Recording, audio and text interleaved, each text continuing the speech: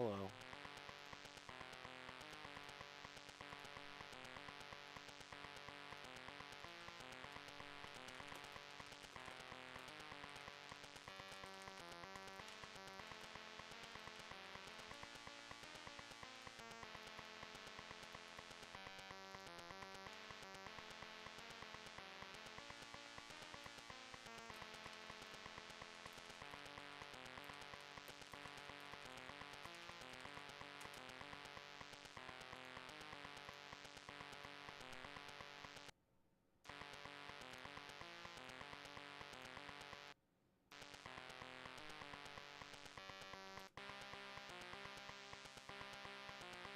It just did a key change because I pressed spacebar.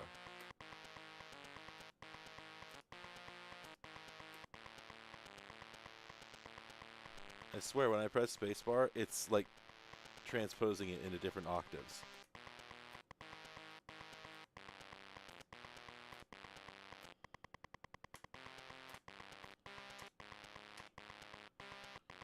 Okay, but how do we start? Oh, there we go. I pressed S.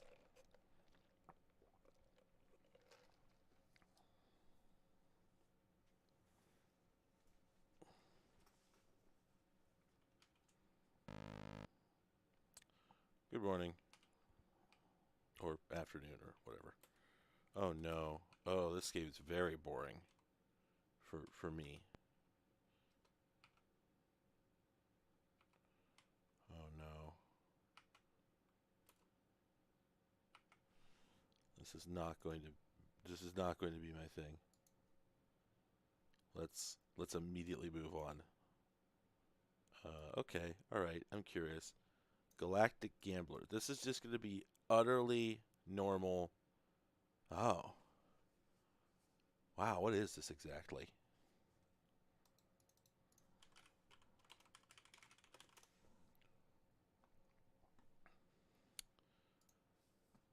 Oh. Is it bleak and rainy over there?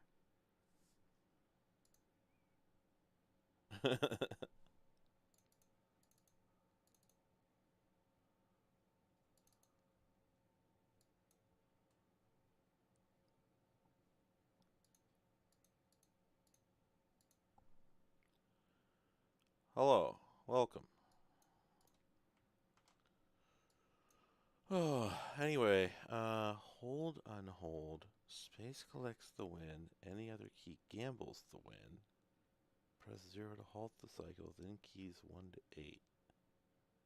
Okay, yes, this is a card game. Oh, no, not quite. Oh, jeez.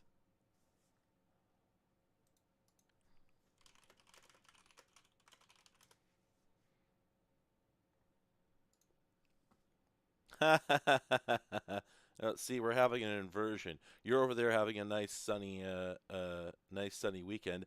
I'm over here in the rain and misery playing ZX Spectrum, or at least trying to. I have been staring at this for the last, little bit, and I don't have the faintest idea what's going on here.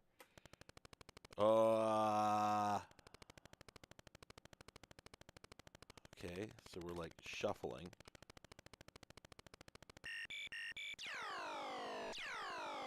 Oh, okay. It's like is it like a two-dimensional slot machine? 1 3 2 3 8 6 8 5 1 4 2 4 7 6 7 5. What does that mean?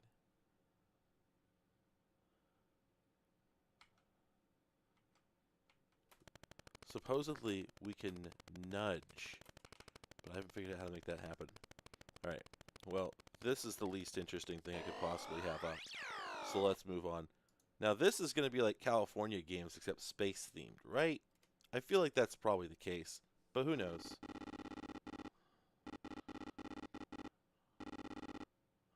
Is that's like an all-seeing eye typewriter? Writer? Hey there. Thanks for joining. Yes, this is the big one. You all been waiting for the Galactic games, buddy? It's here. Oh, ha! Ha ha! Stars! The Big Bang! Hell!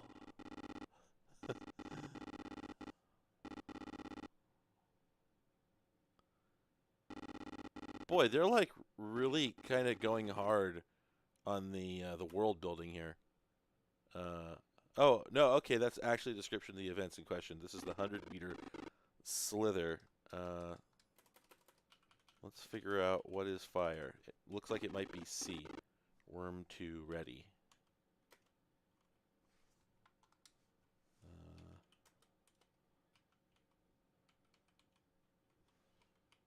There we go.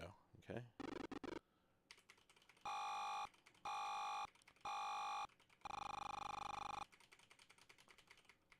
No.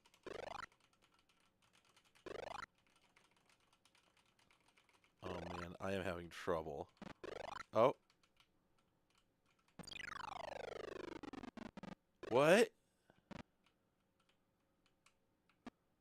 Oh, okay. There we go. Oh, this is strange. So it's Q and A to slorch, and then S makes you do this sort of... Is it S or... X makes you do this leap. And then that's the leap for that one. But where is... There we go. Okay. And that's KO for the other player. But you can't just tap them quickly or nothing will happen. You have to... There's an actual cadence to this. Wow. I have the feeling the clock does not have any... Wait, temperature? This is like Excite Bike? Disqualified. I was going to say, yeah, there's no way the clock could get past 99 seconds, so that'll be interesting. All right, all right. Press fire. I guess C is my fire key. I don't know why. That's fire. That is so weird.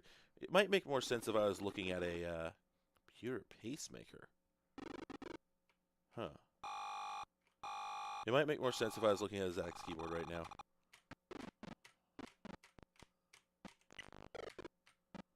Oh, I'm being computered.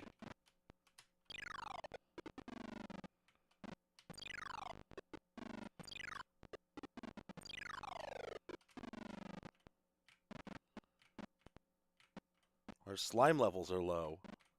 What does that mean? What is even going on?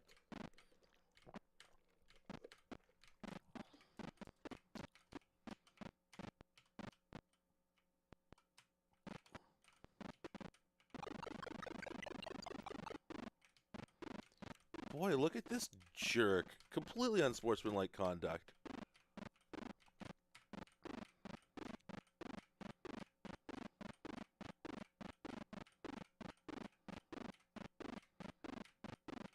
Oh, we wormin'. We wormin'.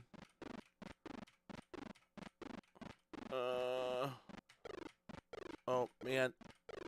Oh, no, my temperature is too high. I can't make it. I'm gonna lose. Wow, this game's not good. Oh.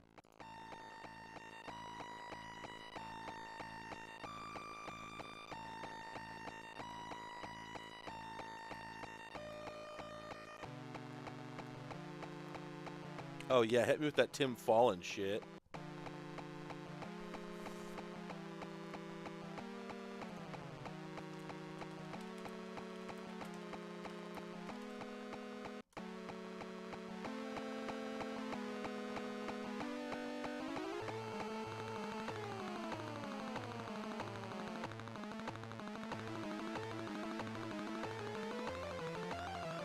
Not Tim Fallen, the other guy. You know what I'm talking about.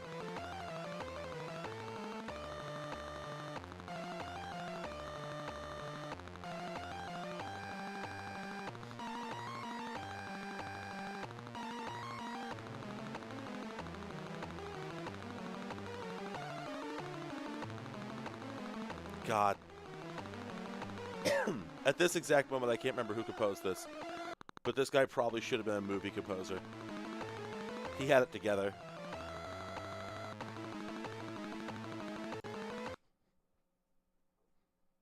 Hey, all I did was select a joystick. You don't have to cut the music off. Alright, let's see the bad game.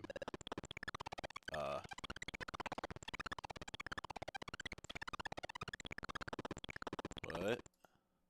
I don't think the joystick is working correctly. One moment. No it's not.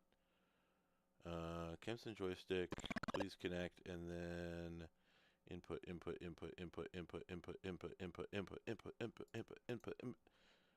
Oh yeah, that would be the problem, wouldn't it? Yeah, I don't know what it was interpreting as input there. Alright, so we got ourselves a shmup from 1987 here. And it looks like I actually came up with a good way of doing this. If you hold the fire button, you drop bombs. This quote-unquote music is grating. Let me turn that down. Rob Hubbard, is that right? Because I think that was, what, is it Morty on the Run, or...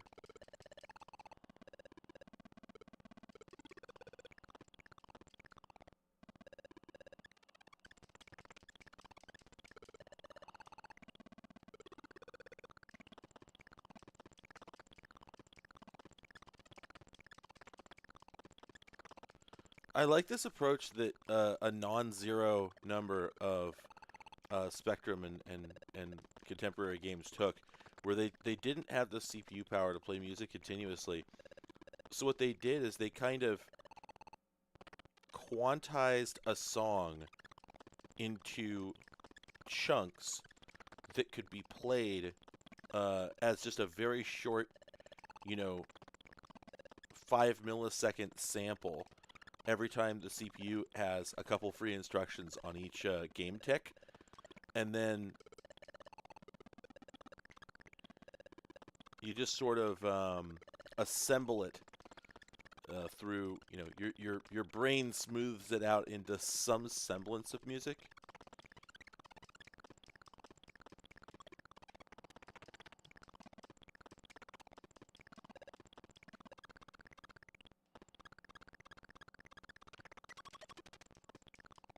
Okay, yeah. I can't... This says level 1, so presumably there is an end to this. I haven't seen it yet.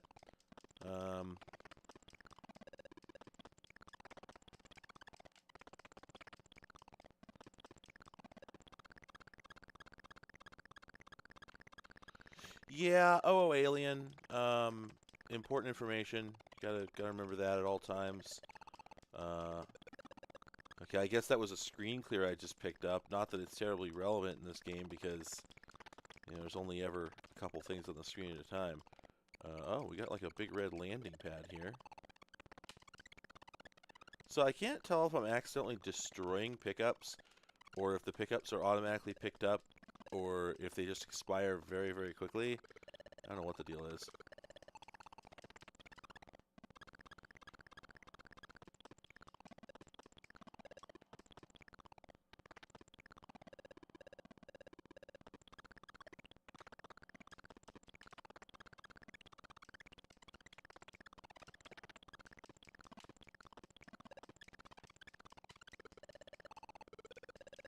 I don't know if I'm actually getting those or not. It's not clear. I'm thinking that like maybe 00 Alien is like a boss life counter, but I'm not really holding my breath for that to be the case. Oh, but it looks like we're actually finishing the level. So maybe we get a boss? I don't think we're going to get that. I don't think that's likely at all. Holy crap! Whoa, I was right. That is the boss's health counter. Okay. I got straw poll. Who expected that? I didn't expect that. That's actually remarkably advanced for the time. Well, no, not for the time, but for this platform. Oh, so the nature of the game is actually changing a little bit. Oh, wait, we're blue now. I wonder why we're blue. Oh, are we invincible?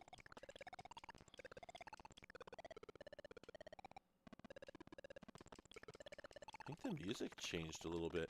Is this a port?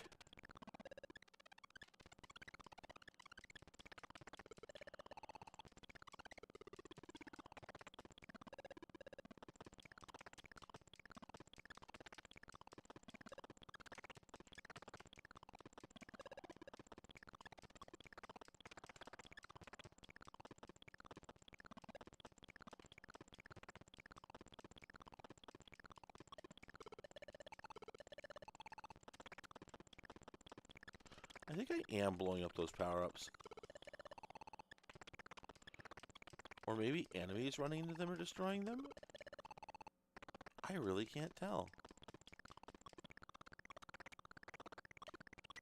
Ah, ya bastards. Alright.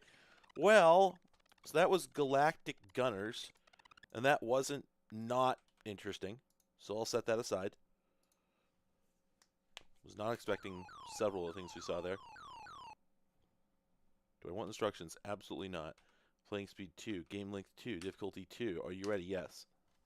Oh, bad. Okay. No bandits or meteors detected. Oh, phaser armed. Okay. Oh, there we go. Okay. So A makes it go left, but what makes it go... Oh, there's fire. Okay, and then what makes it go right? I have not figured it out yet. T is for torpedoes. Do you want to fix? What? Oh, okay, so there's a shield.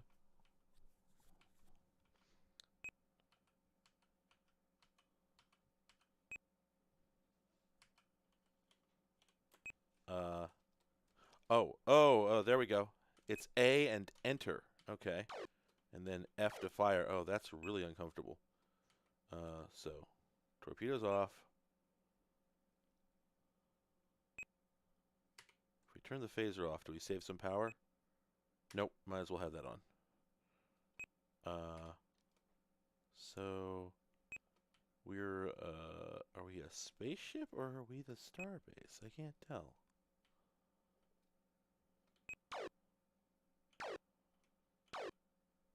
Okay, so that costs 100 energy. Man, maybe I do want that. Maybe I did want that instructions.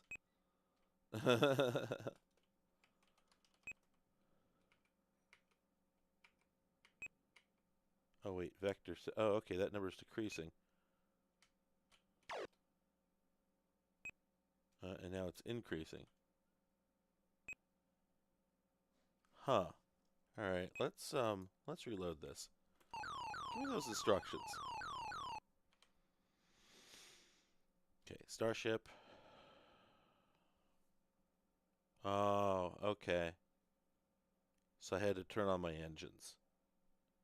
So 6 and 7 are throttle. 5 and 8 turn.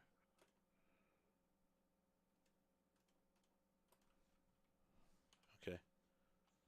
4, 4, 2, yes.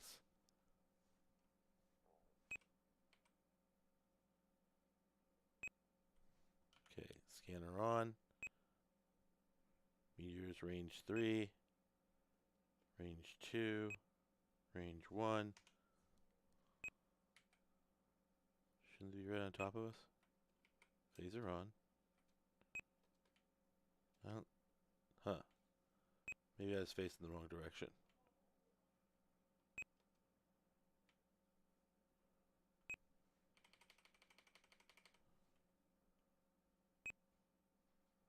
Meteors. Man.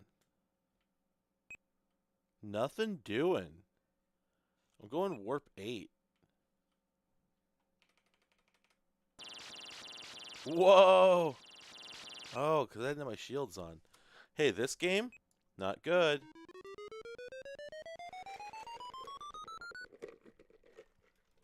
Galactic Raiders. Okay. Oh. Damn, I wonder what game this is. CVN. Ah, damn, who could have known?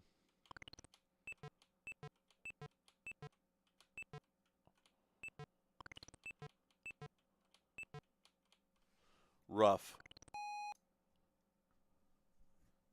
Wow, every game beginning with Galactic is not great. 670. Oh, comes to joystick. Let's go. Whoa. Huh. This is interesting. Never quite seen it illustrated like that. Oh. I mean, I could have just read the instructions and known this, but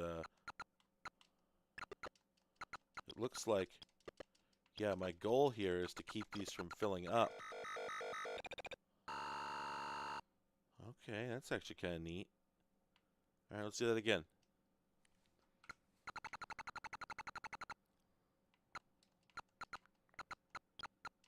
I will say this doesn't seem particularly fair or practical.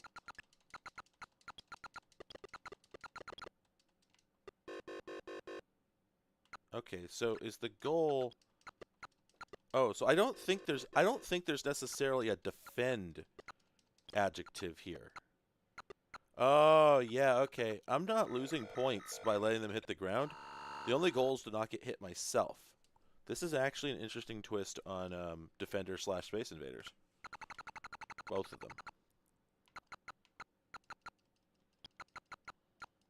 them. It appears that the skill level simply dictates the speed. So, oops. So is this the idea that I'm supposed to wear this down to the point? Yep, that's what it is. Okay, all right. You know, that's not nothing. Oh. Oh, okay. It's not good, I'm going to say, but it kind of could be, I think. I kind of feel like this particular column here is cheesed in some way. Because I feel like I really should not have been able to hit the guy as many times as I have through this specific hole. It's like for some reason there's something up with the random number generation, which, you know, we know it's pseudo-random, but on this particular machine it's probably significantly pseudo-er than most. Okay, so this is a Galaxian... No, this is Galaxians. Well, 2, 4, oh, it's probably still... Yeah, okay, yeah. Boy, would you believe that when you get into the part of the games that starts with Gal, that it's all clones? Just skip that. Yep. Galaxis. Joystick Odor Tester.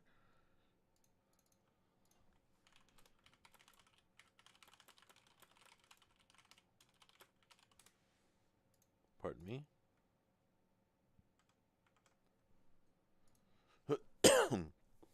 Pardon me.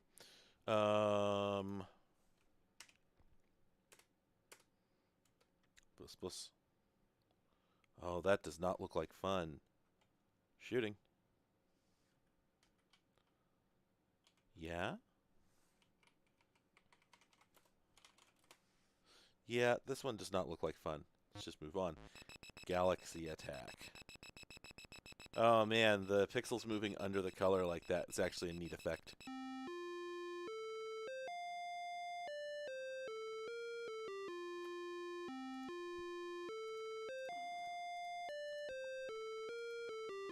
Damn, I wish this is the music I was hearing when Mega Man came out. Oh, sorry, no, this one's from '83. Never mind.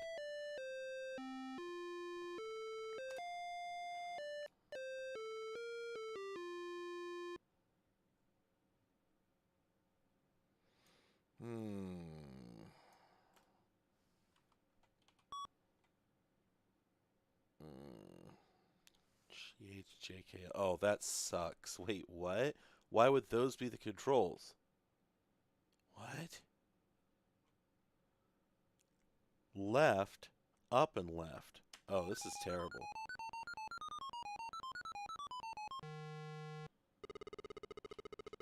Oh, okay. Oh, alright. Yeah? Whoa. What?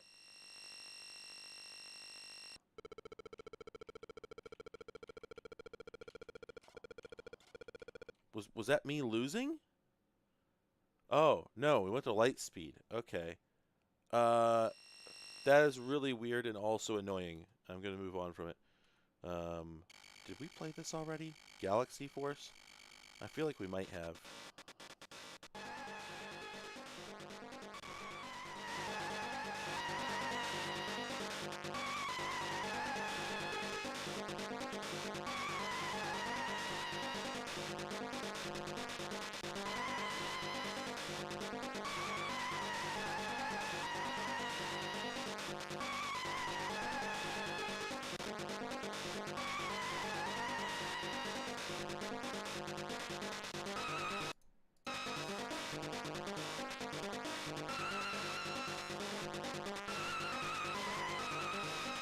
Okay, now, here's the thing, though. This is 128 capable.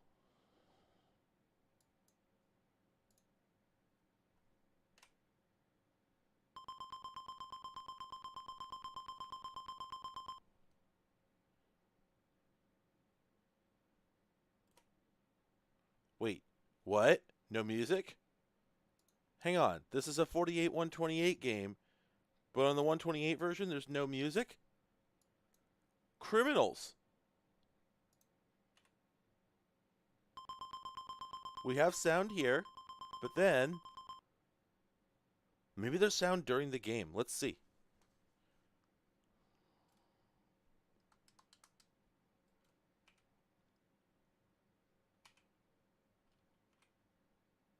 Speed toggle. T.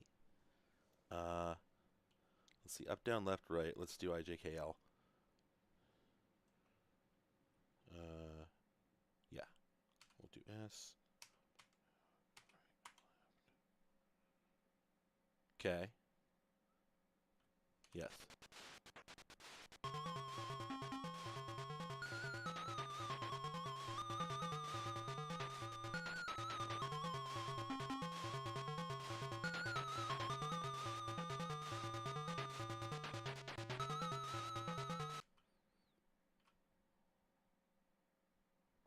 Right. All right. All right. Leave tape playing.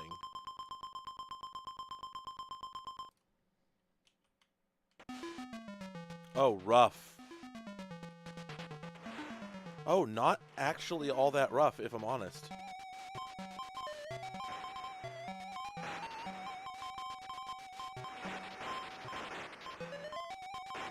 God, it feels like an LCD game. It feels like a Tiger game.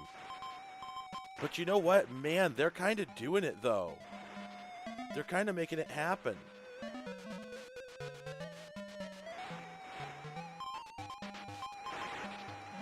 I gotta say, I'm kind of impressed.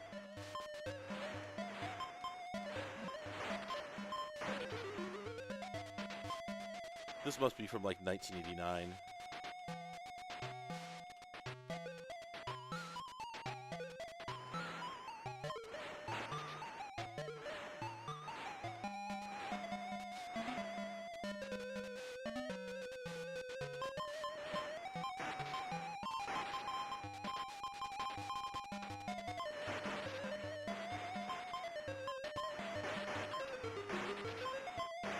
Oh man. So I have a folder where I keep all the ZX Spectrum games that I found on this stream that I consider interesting in some way. Not always good, but definitely like interesting. And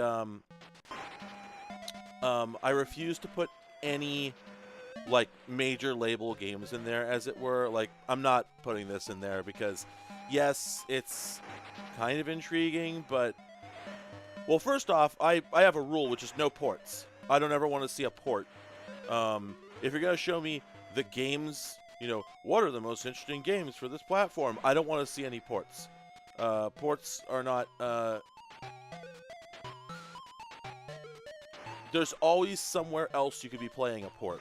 It's like, oh, it came out for the SNES and it was 1,000 times better in every conceivable way. Okay, then I don't really care about, you know, like, oh, it's impressive that it came out for the Spectrum. Well, yeah, that's because they took like a Japanese game developer and paid them for like 6 months to develop this, and it was somebody who had like worked on Sega arcade games and could basically program God.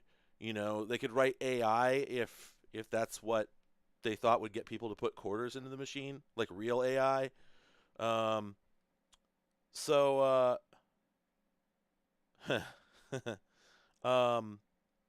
it doesn't really impress me. Like, because the thing about the Spectrum, the thing that's interesting about the Spectrum is that, for what I've seen, 99% of the games for the Spectrum and several of the other home computers were developed by An Guy, Uno, one, with no particular resources, no team, no nothing. It's just a guy. And as I've discussed several times before on these streams, it really seems like that guy had never seen a video game before. Like, invariably, this is from 1989, which is a bit late, but I'll bet I could find games from 1989 for the Spectrum where you think, wow, had they ever played a game like an arcade game, an NES game, you know, that was nearly a decade old at that point and had made it over to places outside of the U.S. and Japan. Like, video games were pretty well known everywhere at that point, and yet you would still find games for the Spectrum where you're like, wait a minute, I don't know how you would wind up here if you were trying to make a game that looked like a normal, conventional game of the era. Like, you must not have been trying because it just simply isn't that hard. Like, platformers are not that difficult to code. They just actually really aren't. You just have to know what it is you're trying to accomplish. And you look at Mario Brothers once, you go, oh, there it is. So you just get this feeling like the people making games for this platform just had never seen games before. Somehow had never seen games for any platform other than the Spectrum. Just 100% total isolation, fully cloistered. Don't know how. It's always wild to me. Well, the people who made this game had seen games before. So it doesn't. Yes, it's all outsider art, basically. And that's why I think the Spectrum is interesting, is because you see a lot of approaches to video games from first principles. For people where you're like, oh, you'd never seen how people did puzzle games. Like, maybe you distantly heard of Sokoban, but when you went to recreate it yourself, it was just sort of a vague memory, right? So instead of just cloning Sokoban, like, for instance, every single developer for the Game Boy did, at the same time, ZX Spectrum, in its later years, was getting, like, wild-ass puzzle games with principles I've never seen before. The Game Boy was literally getting, like, several dozen Sokoban clones a year. It was incredible how utterly boring the platform was. I watched Jeremy Parish's coverage of I think 2 entire years of the Game Boy platform where it was just like Sokoban, puzzle game, puzzle game, puzzle game, puzzle game, puzzle game, Zelda, puzzle game, Sokoban, puzzle game, puzzle game. It Wario Land, like, just a platform made entirely of clones, right? Well, all those clones were being made by people who had played every game, they were in the industry. And so they were going like, well, Sokoban's big, let's make a Sokoban. But I think that when somebody sat down to make a game for the ZX Spectrum, I just can't believe that they thought, well, I'm going to make a Sokoban nearly so often as they thought to themselves, what if there was a game about pushing boxes around? Because the result that you get, you look at Sokobans across every other platform, and they're basically identical. You look at the original one, you look at all the ones for the, the Japanese home computers, 81, 82, 83. You look at the ones for the Famicom, the Game Boy, the PC, and you can tell that there's a direct lineage back to Patient Zero, which I think was on the, not even the PC-88, I think it was on the one that predated that. I can't remember what it was. But anyway, there's such a direct, like, even if the person making a Sokoban clone for the PC in 1991, hilariously out of date, but anyway, even for the time. But by the way, that's the thing that's always been funny to me is when I found out later in life that all the games I'd grown up playing on the PC on the shareware discs was like, they're from like 92, 93. It's like, yeah, VGA bumping shit. And it's just like a Sokoban clone, or it's a Boulder Dash clone. That's somebody who in 1993, when like Final Fantasy II was out, or was it 2? Was that out yet, or was that a year or two later? Well, anyway, that was somebody who, the SNES was out. Glimmers of like the Saturn were on the horizon. If you looked in a gaming magazine, Wolfenstein 3D was already available. Somebody sits down and goes, I'm gonna write Boulder Dash. I'm gonna make a Boulder Dash clone. I did not realize when I was a kid just how ancient, how out of date all the gaming experiences I was having on the PC were. I had this feeling. Yeah, you come home after a long day of work in a warehouse, done moving bad crate, time to move good crate. Um, but you I had this feeling these games they just had this sort of hollowness to them that I couldn't figure out at the time. They just it was playing them was just weirdly bleak, and the thing I didn't realize till later is that yeah, these are all deeply uninspired. They were all clones of games that were from literally like the early '80s, and a couple of them the late '70s. And here I was trying to play them in 1990, 95, 96, and they were 4 years old when I was playing them, or older, and they were 10 years old when they were made. So I was playing these games that were like 14 years out of date, but somebody, and they were being sold on Sheridas at that time. So yeah, that was always weird, right? But anyway, the person making Sokoban for the IBM PC in 1993 probably had not seen the original Sokoban because there was no YouTube, there was almost no internet, and it was originally released for a Japanese computer in like 1982.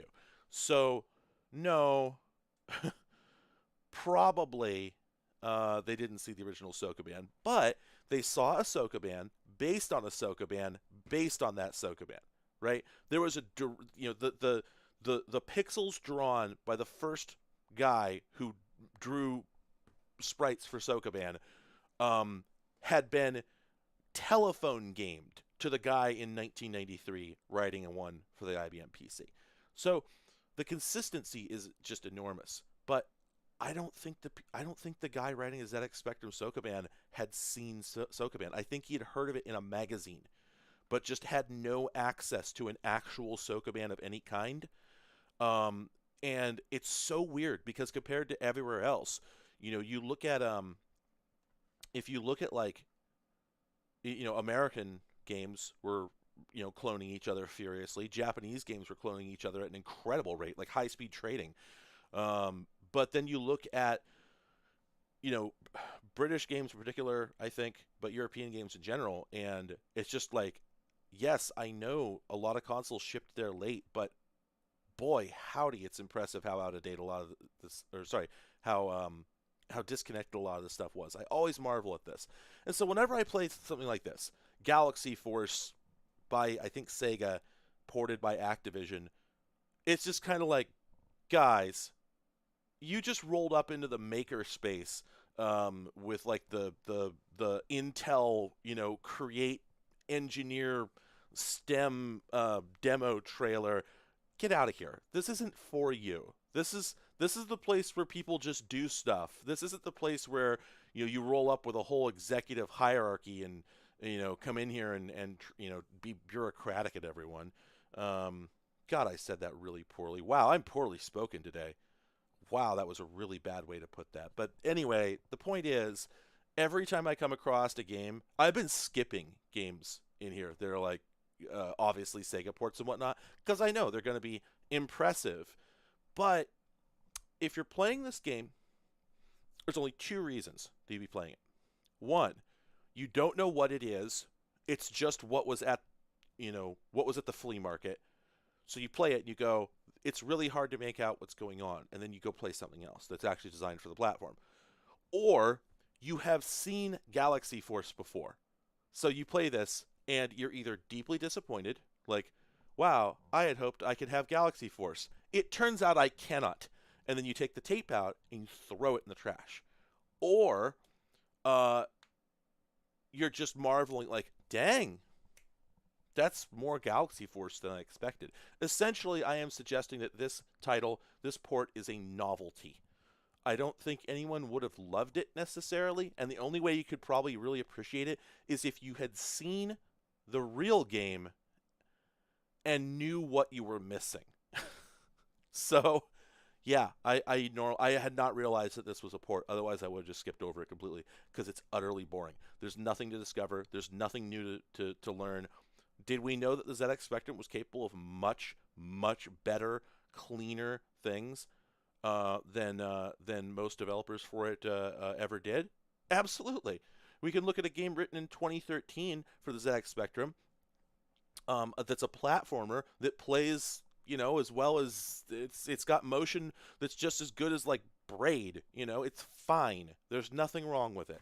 It turns out that no, with a CPU of this speed, there was no particular reason that you couldn't write a game that just behaves like a modern one and isn't weird. But the joy of going through this is seeing all these people, um, all these people that are making a game that they had an idea about, but clearly do not have all of the resources of the whole industry at their fingertips, as far as reference material, as far as games to clone, as far as etc. And so yeah, that's why I skip over the big name games.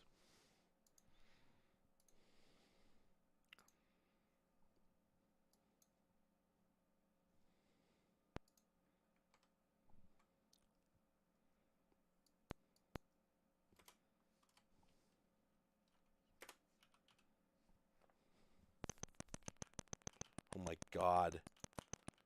And then, but, and then the funny thing about it is, just after saying all that, it is nonetheless the case that there is a tremendous number of clones of unbelievably popular games for this platform, just because they were so unbelievably popular. Holy crap.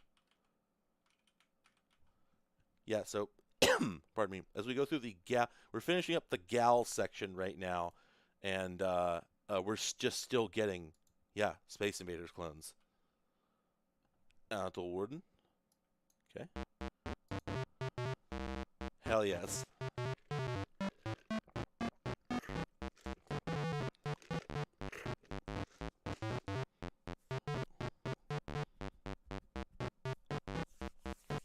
I was waiting for that, Nadia.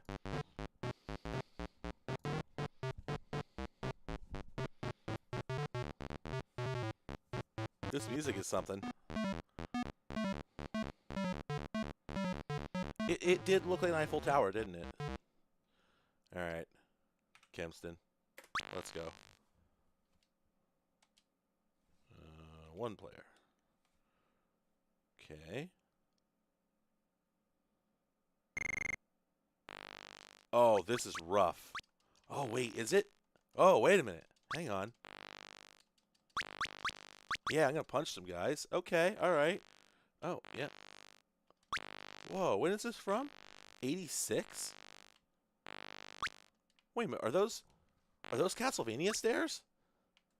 Stop zorching me. I wish to go down. I swear those are Castlevania stairs. Let me go down.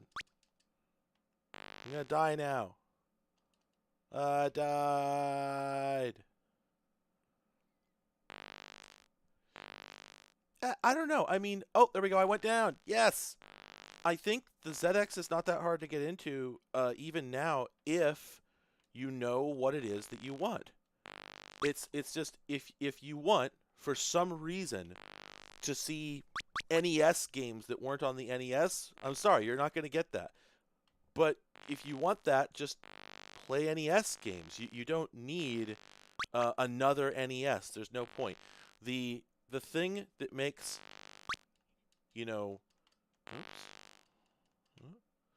the thing that makes, variety interesting is not seeing the same thing done in a different place. It is seeing completely new approaches to something, and whether those approaches are directly, I think I'm gonna die if I hit that. No? Oh, okay. Whether those approaches are driven. Oh, I got power. Oh my god, I have a gun? Whether those approaches are the product of the platform's limitations, or in spite of them, or if they're simply because, like I said, software is made by somebody who just really had not seen the breadth of, what was actually out in the game world at that time. It's still, I'm here to see what we could have done instead of what we did. And while I think that, Konami and Capcom, not to mention Nintendo, of course, did, oh, I have a different gun now? What on earth? Oh. weird. Well, I think that like Konami and Capcom, among others, are responsible for developing easily enjoyable, highly approachable action games, which have always been my preference. Um, I think that the Spectrum is particularly interesting because of how many genres essentially exist on here that did not exist anywhere else in the same form. And so, for instance, we use the term Metroidvania a lot nowadays to describe a kind of open world, exploration platformer, action platformer format. Well, there were other approaches, and while the Metroidvania took off, and I'm glad that it did because I think that approach is fantastic, you can, Metroid was not finished. That's why we say Metroidvania is basically because Castlevania Symphony of the Night really filled in my opinion, really filled in some of the dark patches where they hadn't quite gotten the formula perfect yet. And so everyone always says them in the same breath because there were so many important contributions made by by Castlevania to the formula that I don't think you should leave it out. But as far as the tropes of that, whoa, what? Wait a minute, hello? A boss. Okay, this is a Metroid. We're playing a Metroid right now. Like, yes, it's missing some of the qualities, but, we've just descended down into an enormous underground maze with all these unique handmade rooms. We're getting upgrades, and we've just encountered, we're fighting Kraid right now. I firmly assert that we are playing Metroid. I think, anyway. Do I kill this thing?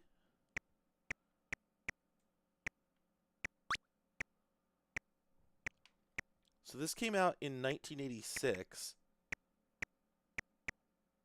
which gosh, I can't remember my years. Does that predate Metroid or no? I was going, and I mean I'm largely joking, or not joking, but I'm largely exaggerating. I'm just making the point that there are ways that the Metroid formula did not need. Well, yes, I've only been playing 5 minutes, but in another game, playing for 5 minutes, you would not have been able to plummet so far down into the earth. So, pardon me. That's the thing is that there were a lot of exploration-based adventure games for the ZX Spectrum and other platforms at this time, and there's actually one for the Apple II that I 100%ed on a stream a couple of years ago, I think. That was just so. I just thought it was so remarkable that I just 100%ed the whole thing. Well, I completed it anyway. I'm about 100%, but I played the entire thing, and it was early. It was really early. I gotta go dig it up. I don't remember the name of it, but it had much of what you're looking for in a Metroid, in the sense, or what I'm looking for anyway, in the sense that you start out, you're just standing on the surface, and it's like, here's a door. You step down into that door, and the whole world opens up before you into this vast underground area, and you don't know what you're going to find down there or what you're looking for. But you just start exploring, and you look for items, and you look for enemies, and you look for ways out, and at the end of it, you destroy the base. So it has the exact same structure as Metroid. Now, the thing is that Metroid and Metroidvanias adapt. Yeah, I'm absolutely adoring the fact that I don't need to pause the game for this monologue. Metroid and related games, however, have the problem, if you will, that when somebody says something is a Metroidvania, in your head, you see somebody crossing a room that's about 2 screens wide, and then a door opens and they step through it, and then the screen does this, right? Like, they're so nailed down to the formula set by the original Metroid that it's almost like a Wilhelm scream. Now, that's an exaggeration. There are good Metroidvanias that don't have that particular mechanism, but you know what I mean.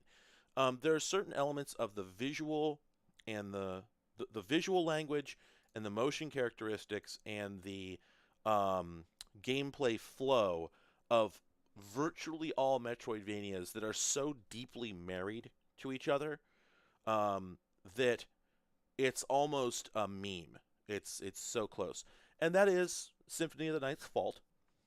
I would argue that there were Metroid clones before Symphony of the Night came out that did not stick so closely to the formula. Blaster Master for the NES, for instance, is definitely a Metroid clone. I think undeniably. It has it all. It's got a great big open world where you can go many directions right from the beginning, and you have to figure out which one is right.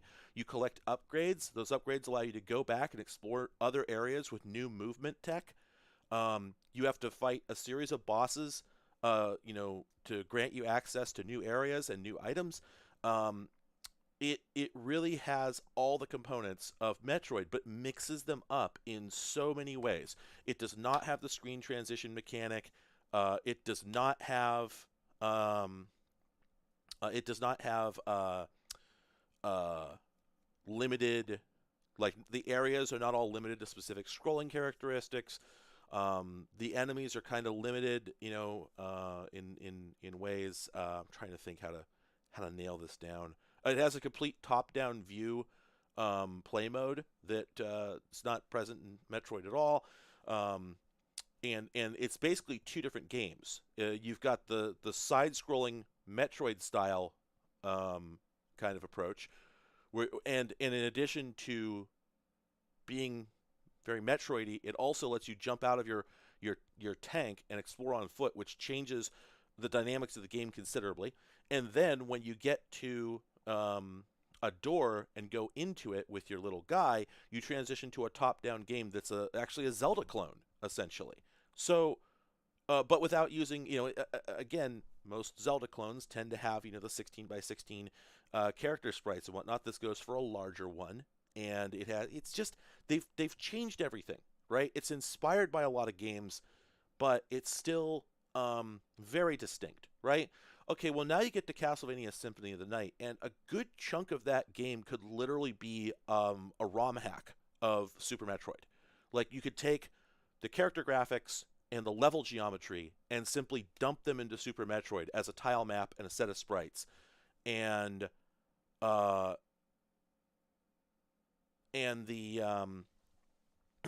pardon me, and it would fool you for a little bit, or I would even go so far as to say you could make a competent sort of demake of Symphony of the Night by ROM hacking Super Metroid. It would be missing a number of components, like the whole inventory system, but beyond that, you could make a tremendous amount of it work, right? Because so much of it is just tropey. It just takes Super Metroid and just takes whole chunks of it. Yes, it adds its own mechanics, for sure, but I would almost argue that they're minor compared to, for instance, the alterations that Blaster Master was attempting. Well, after Symphony of the Night came out and established the Metroidvania concept, it feels like everyone whipped around and went, oh, wait, if we're cloning Super Metroid, we can just do it? We don't need to dress it up. We don't need to add any real flavor. We can just clone Super Metroid. This is Super Metroid Konami Edition. Okay, cool. Let's make Super Metroid Indie Edition, Indie Edition 2, Indie Edition 3. Super Metroid, but it's even more anime somehow. Congratulations, you've got Cave Story. Actually no, that's not fair because Cave Story actually deviated considerably from the formula. But anyway, a lot of other games didn't. Axiom Verge is a masterpiece which you could recreate in Super Metroid almost without losing anything. Yes, there are parts of it, but many of the flavor alterations they made in Axiom Verge are unnecessary. You know, it's not, the bosses are not particularly special, the enemies are not particularly special. I think without changing much of the code, you could actually replicate much of that game as a ROM hack for Super Metroid. And that's not meant to be damning, per se. It's just a comment, an observation that 20 plus years. I'm sorry, hang on. Yeah, like what, 24 years later, something like that. Um, Somebody made a game that is so close to Super Metroid um, that is anybody else having a problem with volume? My levels are right where they normally are.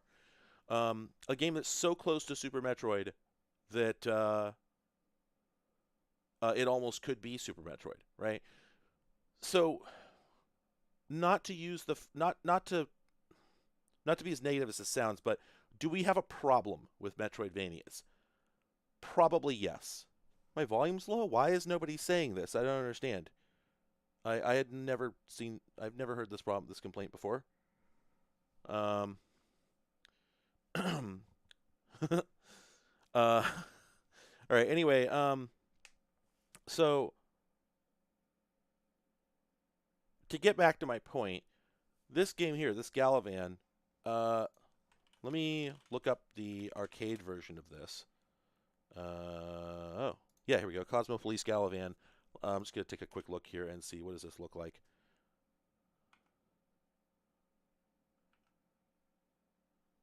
Okay, so I think when you look at the arcade version of this, it feels, I don't know, maybe a bit less Metroidy, and a bit more arcadey. But maybe that's just because it has a full color palette rather than just having a stark black background. Um, but anyway, I don't think it's Metroid. Um, Not the least of which is because it is derived from an arcade game, but also just because the concept didn't exist yet. You know, nobody had quite thought to do things in that order. So okay, I wouldn't expect it to be Metroid, but um, still conceptually, the idea of, you know, a great big underground exploratory sci-fi game was something that had been tried several times before Metroid in more, I would say, more creative ways than perhaps. Wait a minute.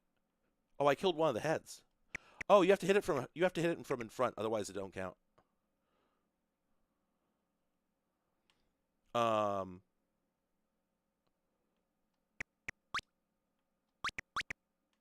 Crap.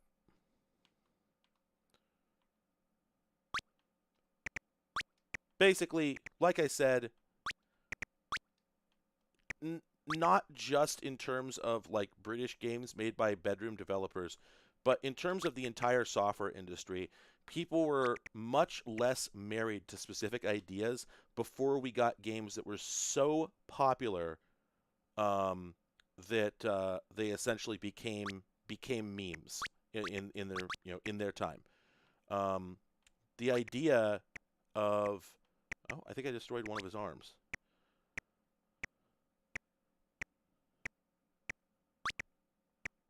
You know, I think that's the thing, right? I think people have said that Zelda 2 is essentially a Metroid. You know, in several senses, it's open world. You get upgrades. It's side scrolling. It's somewhat platformery. I have always wanted to see a Zelda 2 remake using the same like graphics and, you know, or the same art style and the same like audio style and the same general themes, except just leaning in much harder to the exploratory action platformer concept. But anyway, um, nonetheless, it deviates so far from. Uh, Hey Ben, how's it going? It deviates so far from the Metroid template, and I'll be honest, I cannot remember if Zelda 2 actually predates Metroid or came after it. I really can't.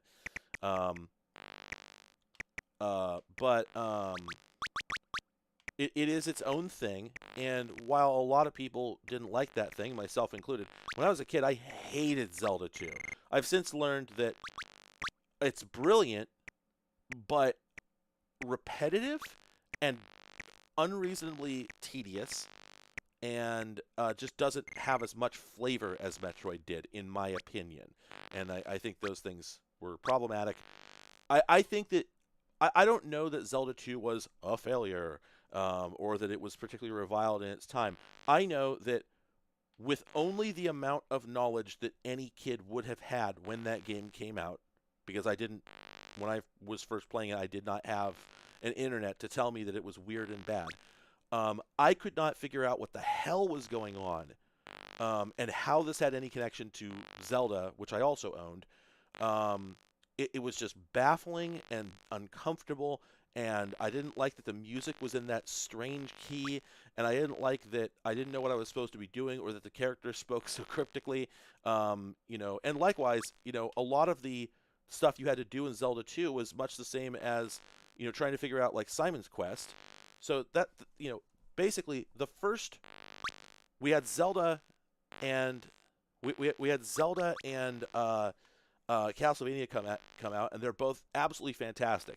And then whether Metroid came next or not, I can't remember. But at any rate, the Metroid bug was in full effect all of a sudden, and so both the Zelda series and the Castlevania series get essentially a Metroid, and they're both so confusing to someone who has played these games, who's played the first games in these series, that for at least a lot of people, they put them off.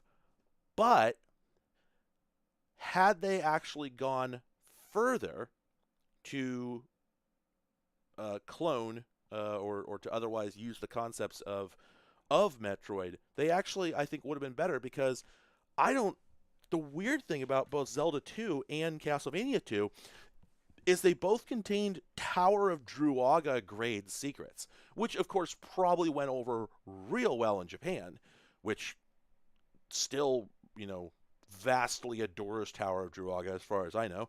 But of course, again, I have no idea if these games actually did poorly here, or if anybody knows the answer to that, if even Nintendo knows the answer to that. But if they did, as is often perceived, it would be because Americans are,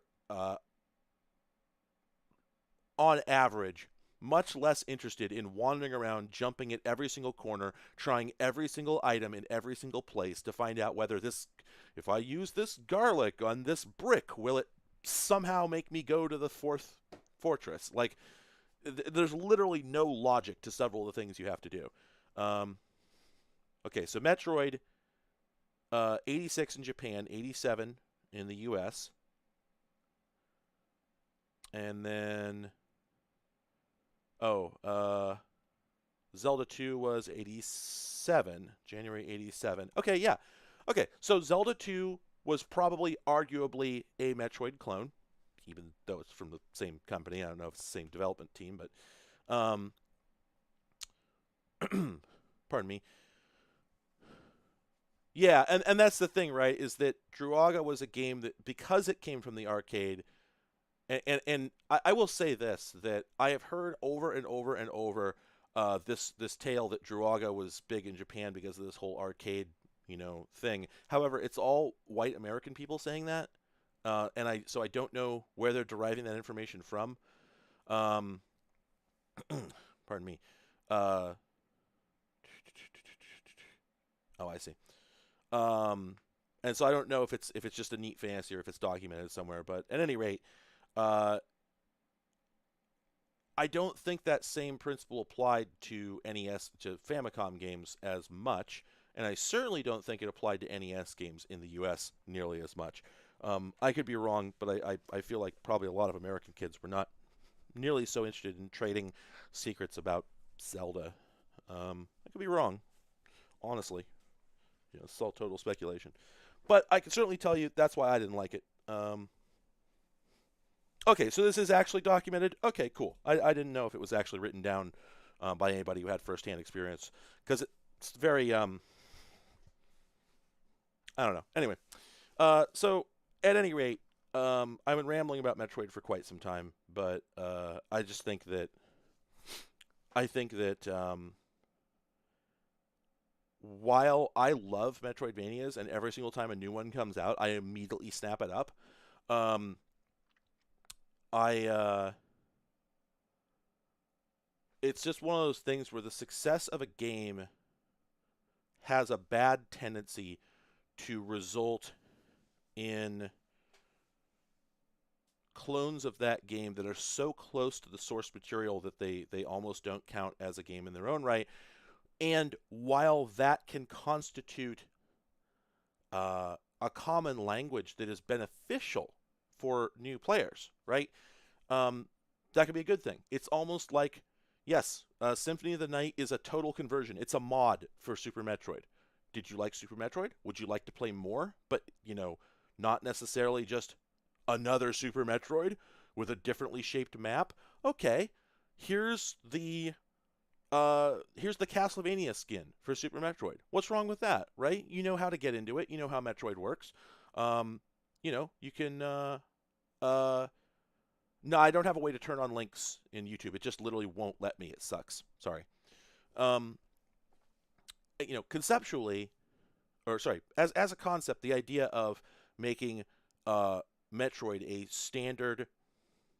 standardized game is not bad, but it does feel like it's a bit asphyxiating to new ideas, where you know perhaps people feel like if they released something that was an action explorer game that didn't follow the theme, that people wouldn't play it, or they would be confused by it, or a lot of indie games being developed by one or two people. Uh, Maybe they can't think of any ways to permutate, or maybe they can't think of any ways to iterate on that idea and inject new ones. Right? Not every developer is extremely creative, even if they're brilliant, or perhaps they're creative in some ways. And as far as the gameplay goes, they're like, look, I'm not a gameplay designer, and I don't have one of those. So I'm going to put all of my character sheet points into story, into the mechanics that I think are cool, and then the gameplay is just going to be Super Metroid, right? The fact that Super Metroid provides a perfect, flawless template for an enjoyable action adventure exploration game is a good thing, and I don't begrudge anyone for trying that. However, it is interesting that right up until Metroid for the NES came out, uh, people were trying this idea. They kept trying this idea. People kept reinventing the action adventure platformer, and then Metroid comes out, and it does feel like the innovation just stopped. Um, yeah, exactly, right? Like I said, I have played games that are basically Super Metroid, but not with those sprites, and loved the hell out of them. I played both Axiom Verges. I played what was the oh my god, I can't remember the name of the Record of Lodoss War game. That's basically just a Symphony of the Night. It's like almost literally. It's funny actually because the game that's supposed to be a Symphony of the Night clone, I didn't like. Bloodstained, I think, the one that was like made by the Symphony of the Night guy. I think I didn't really like it that much because it was drab. It was like it's funny because I like several of the sequels to Castlevania Symphony of the Night, the direct sequels, the actual the one that came out for the GBA. I actually dig. I'm okay with playing yet another Castlevania in pretty much the same mold, but that one for some reason just felt like a clone. It felt like they were trying to. Yeah, it just doesn't feel genuine. It feels. Yeah, yeah, exactly. It kind of feels um like, yes, there were multiple people involved in making the first game very good. One guy got much of the credit, and that guy may have been important, but then he went off and tried to do it himself, and quietly found out that no, he didn't have the final say on every single good thing about the game. Who's surprised, right? But I think, yeah, I have tried to make video games several times, to put it mildly. I'm no good at it. No good at it at all. But I have always thought about making my own action adventure game uh, because all the ones that exist always make me go, but what if you just, but I can't put my finger on it. And so, yeah, it would be neat to, work on a team with somebody. You know, I don't know what I would contribute necessarily, but I think if I worked with some people, I could probably make a pretty good not Metroid. Something that was closer to this than to that. And Galavan is actually closer to. Oh my God! This came up in it's the second time in a row, 2 weeks running that I've made references to this game and instantly forgotten. Montezuma's Revenge. This game actually has a more similar structure to Montezuma's. No, sorry. Actually, that's not what I meant. I meant Pitfall 2. Super Pitfall. Super Pitfall. Um, uh, Super Pitfall had at least the NES version. I'm not sure about the other releases. Um, you could start Super Pitfall, which was a terrible game, and walk forward, and like you fall into a pit, and it goes down like a level or two, and then you can climb a ladder to get back up. Or it just drops you in, and then you're like fighting guys, and you can move down back and forth. But if you jump over the first hole, and then jump over the second hole, and then jump down the third one, you just fall and fall and fall and fall. And you're seeing all this level geometry passing you on both sides, and you're going, oh my God, this game is enormous. It literally it literally gives you a vertical slice of the game. Um, you jump into the hole and you just get to see a preview. If you play this game, here are all the things you will see. And it's a trailer like you could never accomplish in an actual trailer, you know? That kind of open world, right? We say that we'll call games open world when they aren't really. And I don't know that people call Metroid an open world game per se, because it's not really. When you start out Metroid or Super Metroid, you only have one path or two paths, only one of which is viable. And as you expand, you're sort of eating away here, here, and working your way out. And sometimes you open up sections of the map like this, but I don't know that I would call it open world per se. Super Pitfall is an open world game. From the beginning of the game, you jump down a pit that passes every path, and I don't think you can actually get a trajectory to land on any of those, but still, if you go down any of the other holes at the top, they'll just drop you into random different chunks of the world. You really can start playing it anywhere you want. And so this game is more in that direction, and I almost think that I would be interested in pursuing that, because I feel like I have not seen that in a at least not done well in a modern game. The approach of let's make a game where right from the get-go you can just jump straight into it. You can just go to any part of the complexity that you want and just start eating away at it. You know, and of course, the thing that sucked about Super Pitfall is that Super Pitfall sucked. And of course, that's a pitfall. You could end up in. Is just it was incredibly ambitious, and it would still be ambitious now. It was we go forward, we turn. Oh, okay, we gun. Okay. Oops. Okay, there's our left. Oops. God, it's hard to tell which direction you're facing. It's really hard. Okay, so this game's not good, but it is ambitious, and I am fascinated with it. I feel like it might be an arcade port. Wow, it is so... Wait, where's my go forward? There we go. It is so hard to steer.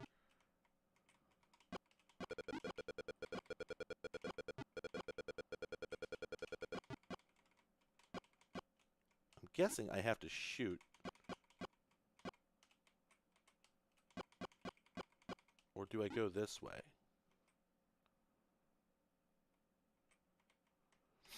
Yeah, and that's the thing, right? Is there's so many games that had great ideas, just really great ideas. But an idea is not enough. You know, you essentially, for a game to be enjoyable, it kind of has to be perfect. Is the shame of it. You know, you wish it wasn't true. Oh, you just shoot the gate. Oh, okay. Wow. It kind of has to be perfect in a lot of senses. Um, you know, it's a bummer to put it like that, but it is what it is. Oh, you don't just shoot the gate. You actually shoot the. What the hell? Um, you know, and a lot of games that have been praised for decades at this point. You know, they may have flaws, but it's kind of shocking what flaws they don't have.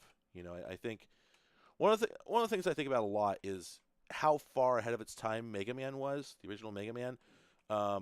They were in 2387, and everybody else was in 1987. It was ridiculous. What a good game that was for the time.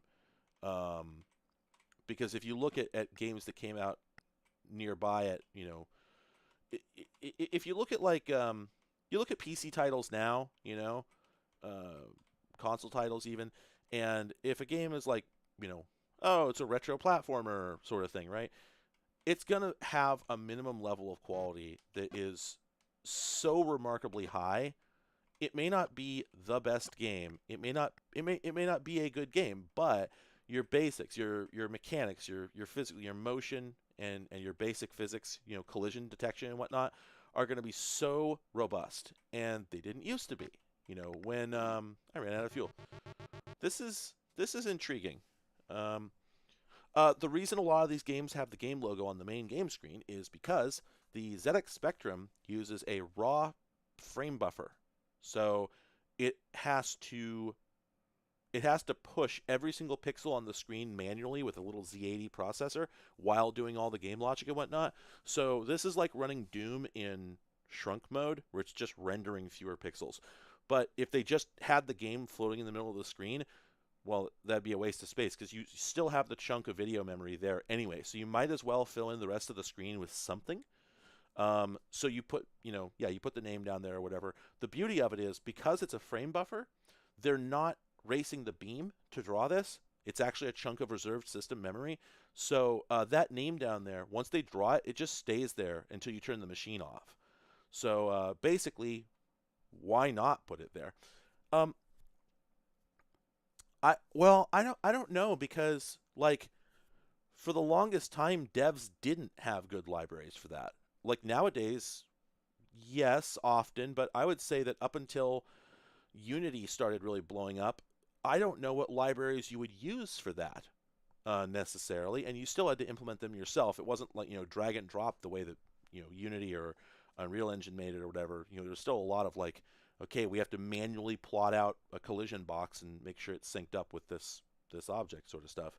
Because I did try using like rigid body physics manually for a little bit before the whole modern kind of point and click game engine became a thing.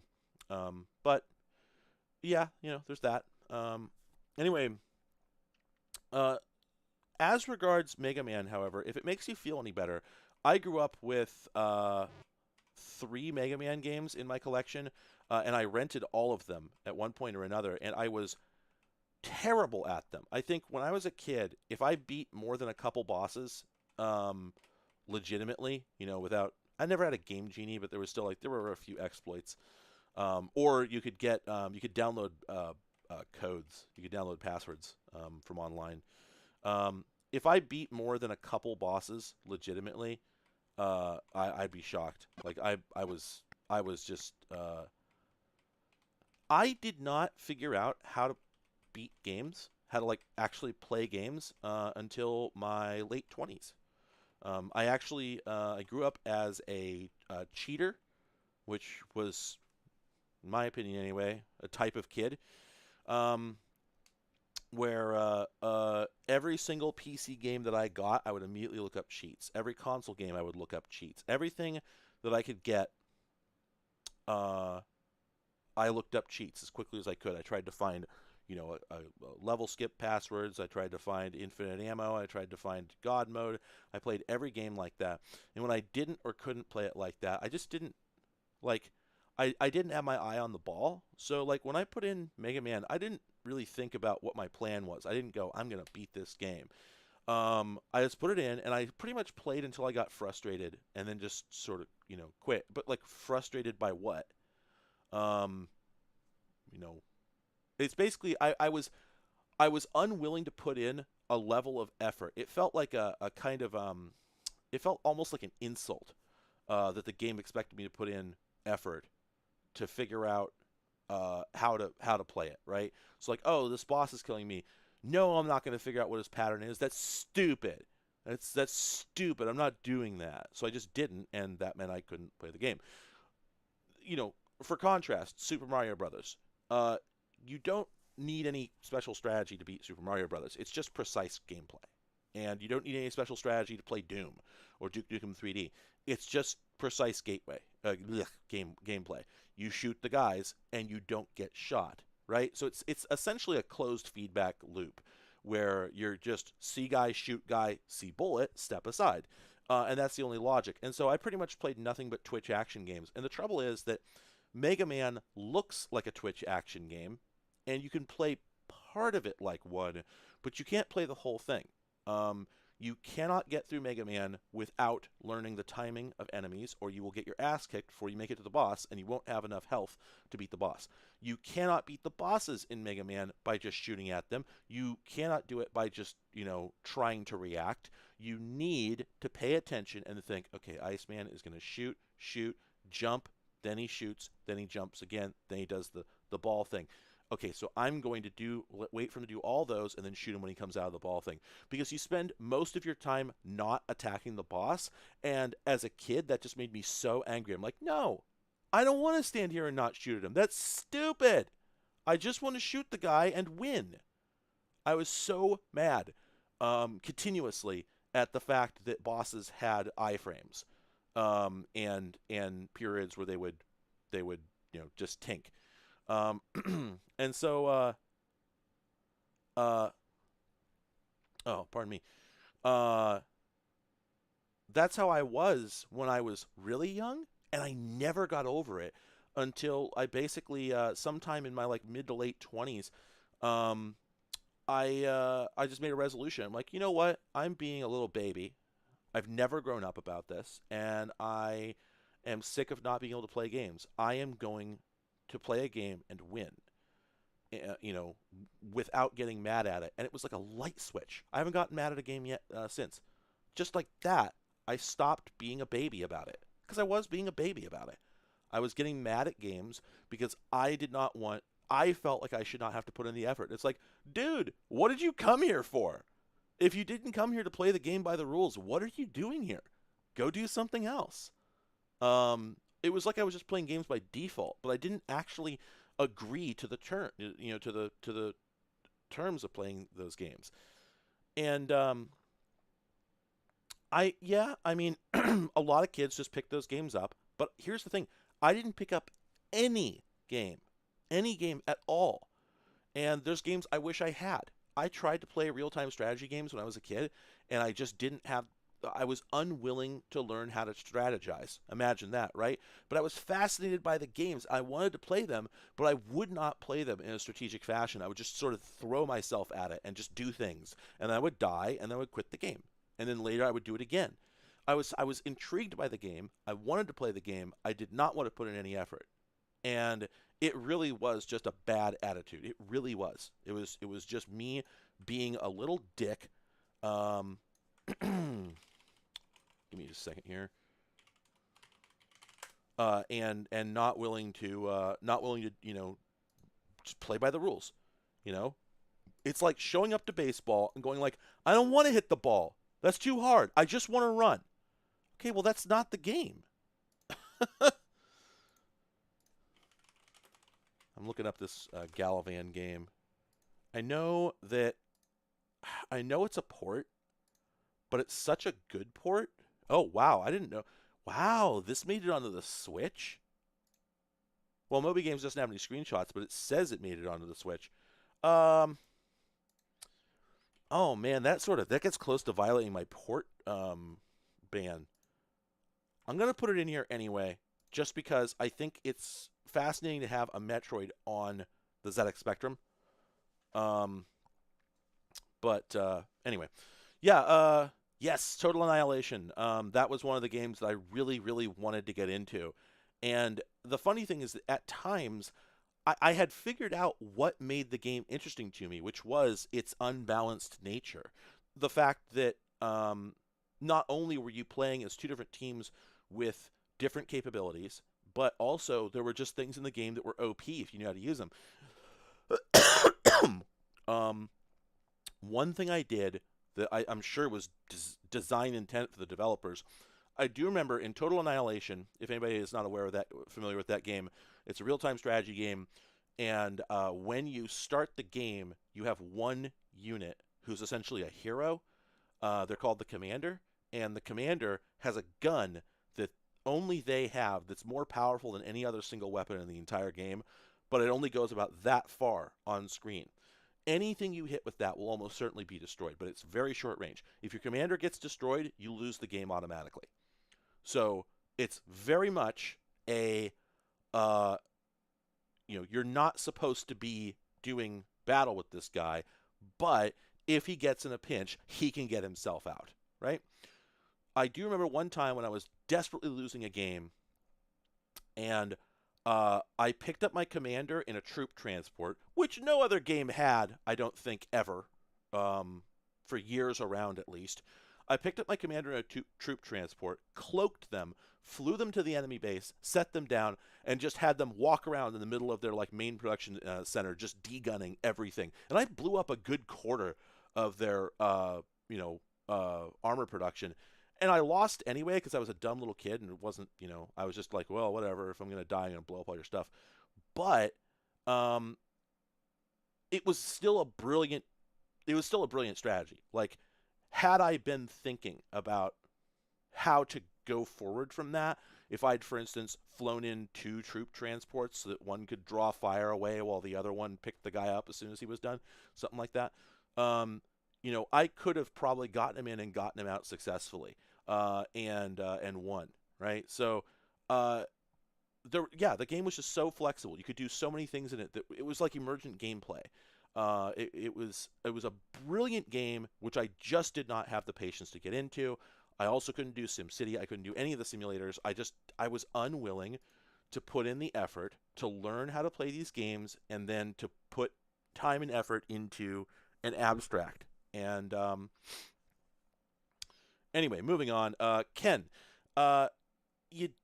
there's no standard at all for the Spectrum because the only inputs there were 4 different competing joystick controllers, and you have to figure out which game supports what, and then take your physical controller and in the emulator map it to the appropriate joystick controller because not all games support the same ones. But a lot of games you only really have the keyboard, and it's just you can't really. You could map a controller to it, but it's not worth it because a lot of the time there's more keys than you can map to a controller anyway. Because you only have a D-pad, well, joystick in real life, and then one button. There's only one fire button, and so any game that requires more than directions and fire, if you have any other controls, then you've got to use the keyboard. And the thing about computer games compared to console games is console games are always limited to the number of buttons on their standard controller. So for the NES, pretty much every game only had 2 verbs that you could perform at any given time. Attack and jump in an action game, for instance. And sometimes you had combos, like in a side-scrolling game, like Castlevania, you could hold up and press a button to get a third attack, but it was still very rare. Right? Castlevania didn't go any further than that. It didn't stack more stuff. You didn't have a down B and an up A and a down A. They could have stacked 6 verbs onto that controller. Oh, and then they could have used the start and select buttons. Nobody did that, generally speaking. It was rude. Very few games did that. Instead, you just had 2 verbs because those were the 2 buttons that were readily accessible. The problem is that on a computer, you've got 102 keys that are readily accessible. And on the Spectrum, you've got at least 26. And there was no concept of WSAD in 1983. Nobody had in their head a conception of what the default direction keys on a keyboard were. On the PC, which used the IBM keyboard, there was a control key. And because that meta key wasn't really assigned to anything, and because it was in such a convenient location, and because you had the arrow keys either here or on the original IBM Model F that came with the first PC, you had them over here on the numpad, that gave you this nice spread out Control, Alt, Spacebar were your action buttons, and the arrow keys were your movement. And so you essentially had an inverted NES controller plus an extra button. It's like a Genesis controller, basically. Is essentially what you had. So PC games, pardon me, PC games had this standardized keyboard layout, but because the Spectrum, oh, I do have mine. One moment.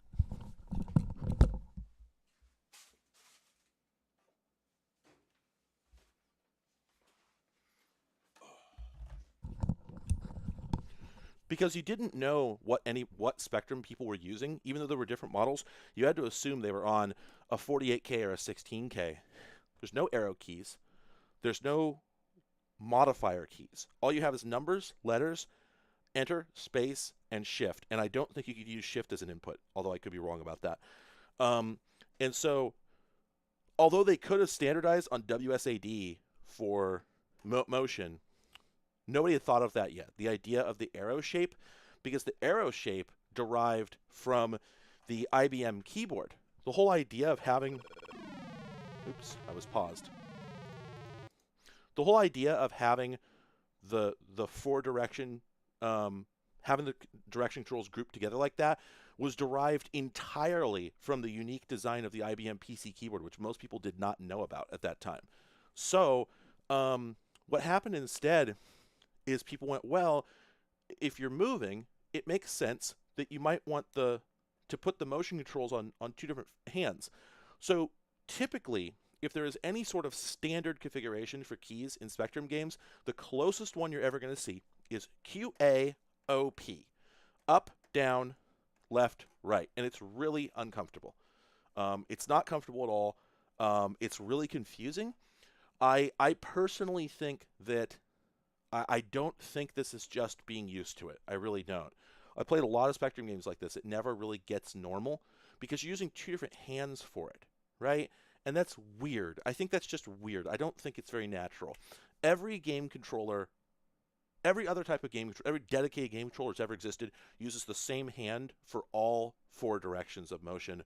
And then, of course, with analog, sticks, all directions of motion. So this is the only case I'm aware of ever. Sorry, no, arcade games. I believe there were some early arcade games that had a pair of vertical buttons for up, down, and a pair of horizontal buttons for left, right. I'm pretty sure that did happen.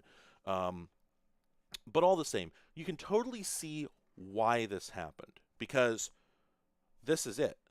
This is your reference, right? You don't have the full breadth, you very likely have never seen a game console before, or not enough to internalize it, certainly. If it's like 1983, well, actually, I mean, the Nintendo isn't out. There's a good chance you've never seen a console, or if you did, it didn't strike you as that important that you decide to model everything you do after it. The IBM PC is largely not known to most people and won't be until the 90s, really. Pardon me. So, why wouldn't you come up with this weird configuration? It's as valid an idea as anything else. If you haven't seen what we discovered was a better way to do it, why not do it this way? Well, the problem from there goes on to, okay, you're making a Spectrum game. The only other games you have are not action games, or if they are, maybe you have one or two, and when those games were made, they didn't have any references for what key should do what. Sinclair didn't tell you Q, A, O, and P are the direction keys. If they did, they would have put arrows on them. Oh, whoops. They did put arrows on them. They're right there, and they're on 5, 6, 7, 8, and they're all in a row, which is the same thing that Apple did with the arrow keys on the Apple II when they added them. They put them all in a row. It was only IBM that had thought to put the keys in a cross pattern, right? At that time. Nobody else would think to do that until D-pads started to show up on the SG-1000. I think might have been one of the very first consoles with a D-pad, but don't quote me on that. I always mix them up. And it wasn't a D-pad yet, but it was very similar. Anyway, they could be for typing arrows. Those could be symbols. I frankly don't know. But I do know that the arrow keys on the Apple II, which were all in a row, were meant for directional motion. Just again, nobody had decided that the IBM PC was the standard. So anyway, if you look at Spectrum games, they could use anything, because if you're making a game and you only have other Spectrum games to go off of, you're going to look at it and go, well, this one uses QA and OP. But then I played this other one that used UJGH or UJKL, or it used IJ, so they're at a diagonal, and then HK, so it's close to WSAD. I think IJHK was a thing. I could be wrong, but anyway, you'll see them use diagonals, or they'll use Q and Z for up and down, because the top and bottom of the arrows.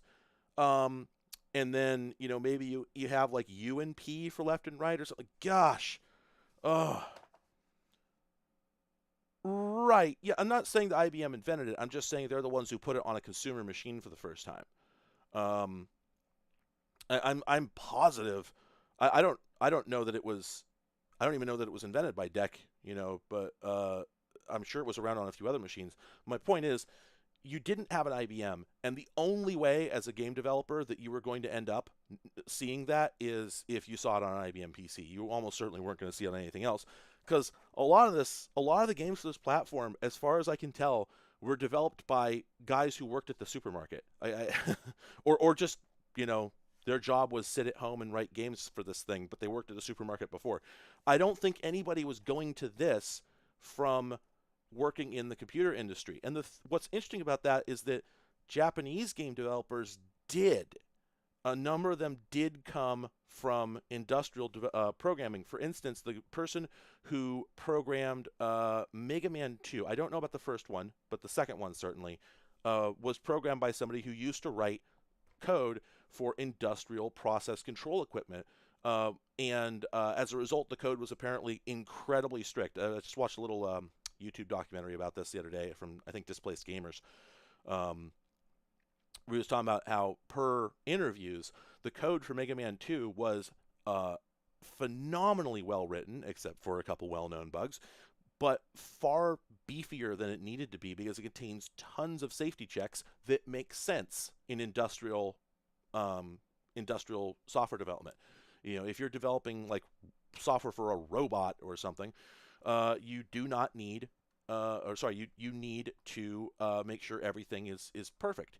And in the PC world, the people that were writing software for these machines, the C64, the Apple II, and all the Japanese home computers and whatnot, they were just randos. They were just dudes, And so one day, one of them goes, maybe I'll try writing my own game, and accidentally sells 50,000 copies of it via some local distributor.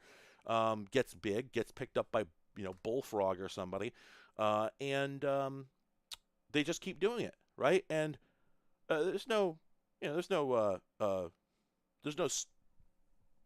where would they start injecting new information about the state of the art, right? Where would it come from?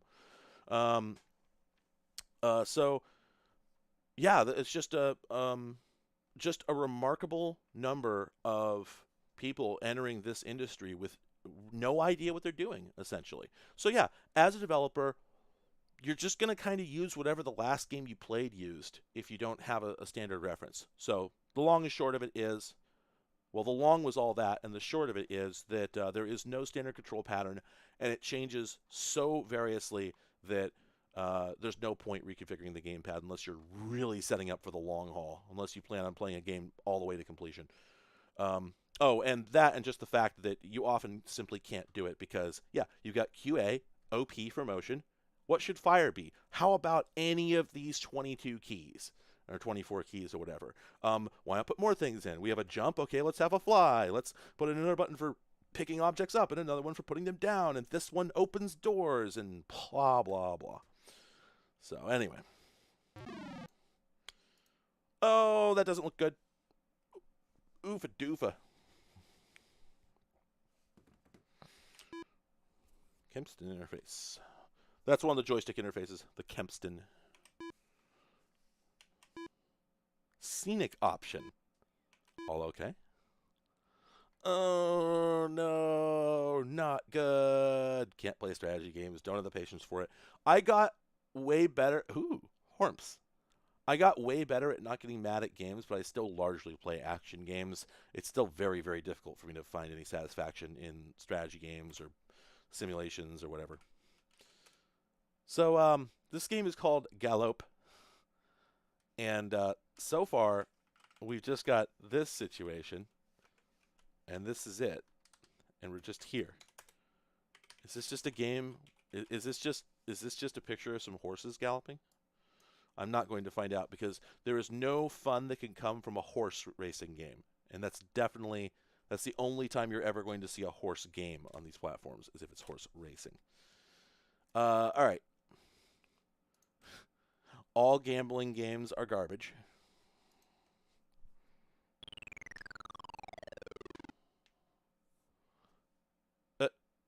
Wait. Oh, this is getting confused because I'm running on a 128, and it's probably a 48K game, and they just changed some things. Yep, there we go. Oh man, it's just a fruit machine simulator, and not a very good one. Now, I normally do not load up modern games for the Spectrum, but just because we were talking about it, let's see what we have here. There we go. How do we do this? Oh.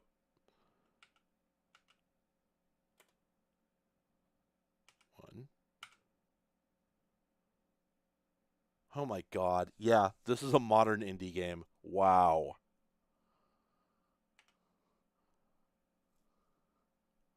Okay, so this is a puzzle game, and immediately you can see several of the creature comforts that nobody had figured out yet, right? One, the game talks to you. It actually has like normal, natural human language in it, right? Add a little bit of flavor, and it's also like the developer speaking to you. But in addition, okay, they've come up with a novel kind of game. This is called Game About Squares. It's from about 2014, and I don't know about you. I've already picked up on what the bit here is. I see what the game is doing, what the principle is. I've never seen this kind of game before. The idea is that when you press these numbers, helpfully always displayed on the screen. Remember, the ZX Spectrum has a frame buffer. Anything you put on the screen is free to keep there. So there's no reason that most of these games could not have put a little help dialogue on screen at all times that just shows, press this to jump, press this to move. They could have done that. They didn't, simply because nobody had the idea yet. Nowadays, having seen decades and decades of games and been irritated at them all, we can think to ourselves, ugh, I wish it just had it on the screen at all times. Wait, why don't I do that? Right? So anyway, we press these buttons, 1, 2, 3, 4, and the only thing they do is they move our character, these colored blocks, in the direction that they're already pointing. So, in case you haven't picked up on it yet, if I were to press 1, 1, 1, 1, 1, the blue one would end up on the blue pip. The red one, however, has no way to get to the red pip. But if I advance him here and then move the blue one down, I can push the red one into position. And yes, the cleverness of the author giving the intro diatribe in this dry, witty way as little bits and pieces in between levels. Like, the Stanley Parable or whatever, where you're just, you're getting little bits and pieces of the meta as you play. That's your reward for playing. It's really just, it's really just a sarcastic diatribe that somebody wrote, but they've put it through the lens of this puzzle game. So you have to play in order to keep getting bits and pieces of it. Very modern thing. Totally achievable at the time. Okay, how does this one work? So the red one has to go down onto the bip, but then it can't go down to the blue one. So we do that one first, then that one. We do that one again, then that one, and then we do that guy. And it goes gray when you complete the level, just as a little bit extra flavor. That was free. They could have done that at the time. Did I just hit a button to replay that? Oh, no. This. Aha. Oh, it's the same, but different. Oh, how do I do this one? See, if I push the blue over, if I send the blue over, and then I send the red down, the blue will be ready to go. But then how do I get the green over?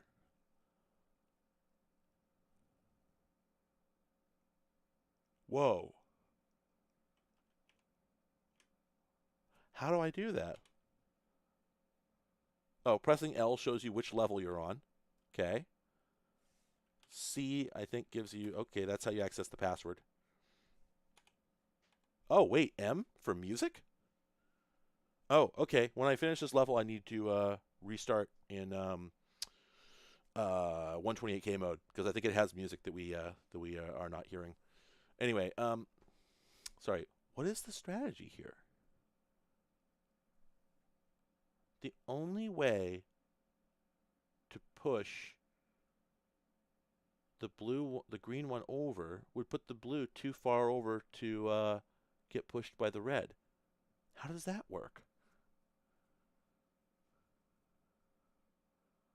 There's also an undo feature, it looks like. It doesn't look like it costs me anything. Okay, so for instance,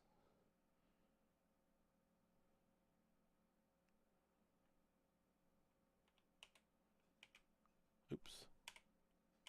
Yep, undo does exactly what it looks like it does.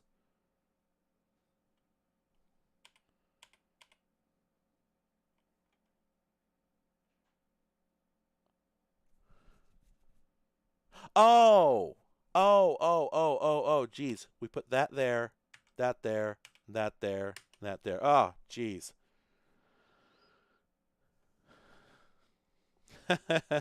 Okay, so E414615B. Okay, there we go. Okay, I'm going to reset into +2 spectrum. Load this up again. And look how high quality the... Oh, of course. Of course it has a banging soundtrack.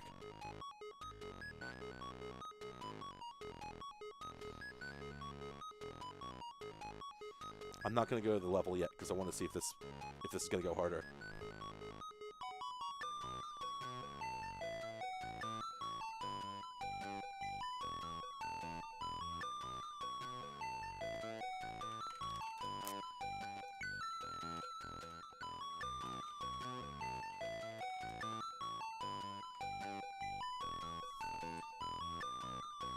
That's the other thing. Like, back in the day, if you wanted to get music of this quality, you needed to get, like, one of 3 composers.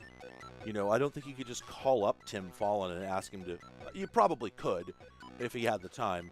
But, nowadays, not to suggest that it's easy to make good music, but there are a tremendous number of skilled composers readily available. Post on a forum.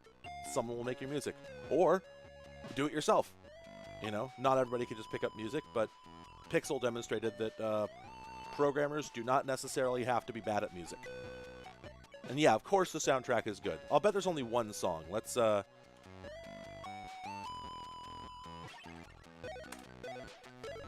other thing I'll point out is that in most Spectrum games, the way they pull the keyboard is terrible. So that when I typed in the password there, I would have had to do it 2 or 3 times because it wouldn't register the keys most of the time on the first hit. But here it just worked. And that's another thing that modern Spectrum games get right. I don't know. It's the same hardware. It's the same code. But they all get it right. It's the first thing they get right. It's wild. Okay. Green up. Red down. Over. Down, down. Over. Up. Oh. And now we get modifiers. Outstanding. Oh, this is good. Oh, it's good, though. Oh.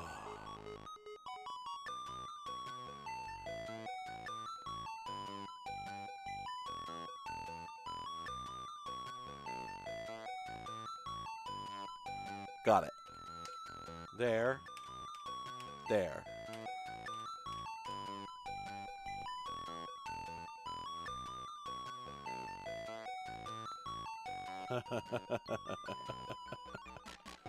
Oh, man.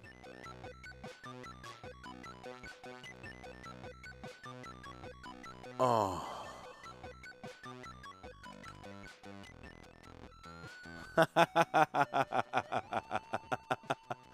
I see. This is good. He's expanding the meta of the in-between.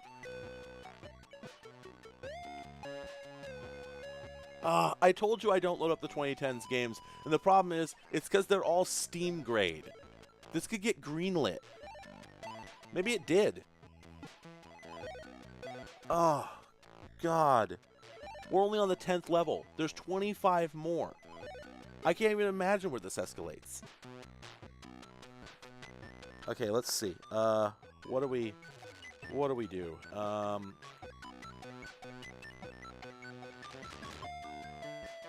think. Oh, got it. That one. Nope. You gotta stack them. Bring that down. Or wait, is that true? Oh, yes, it is. Bring that down, advance that way, then he goes up. Ah, that's so good.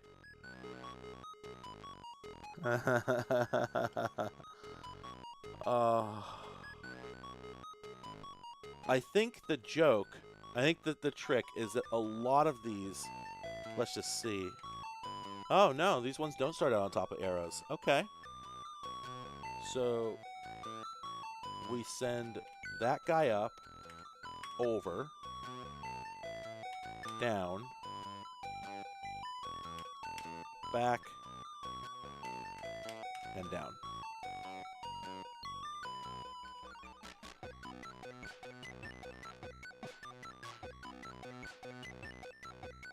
Blue, blue, green.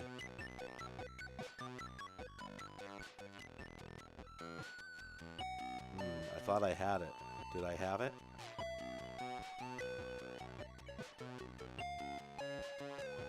I don't think I got it right.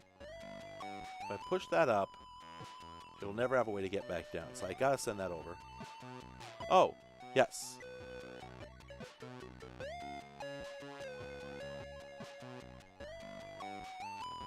Huh. Oh, I got it. Okay. I thought I had it. I did have it. 1, 4. There it is. Ah, simultaneous key presses don't work. I tried them.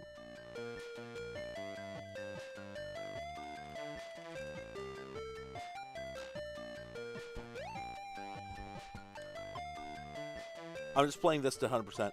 This is what we're doing today. This is so good.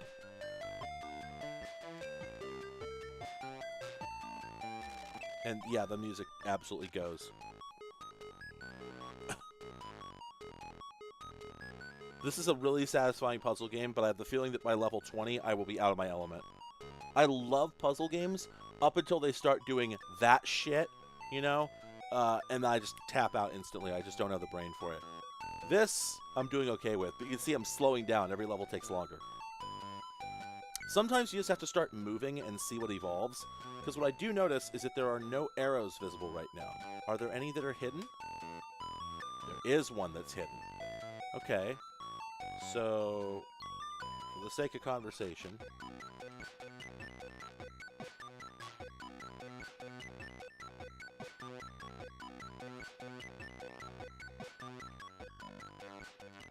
obviously that's going to push him in the wrong direction. So we'll restart. Okay, so I think it's obvious that this guy needs to go up, over. That's reversible.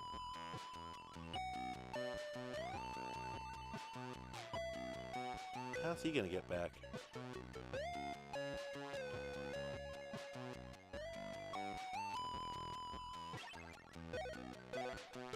What did I do before? Oh, you're right. It does have a black arrow. I didn't notice that.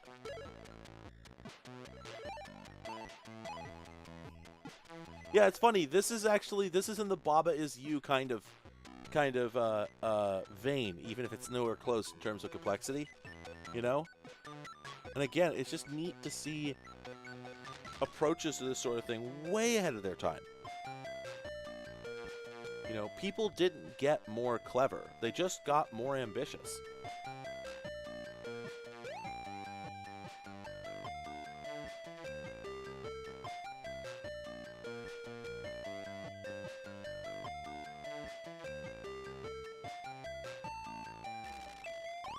Let me do this again.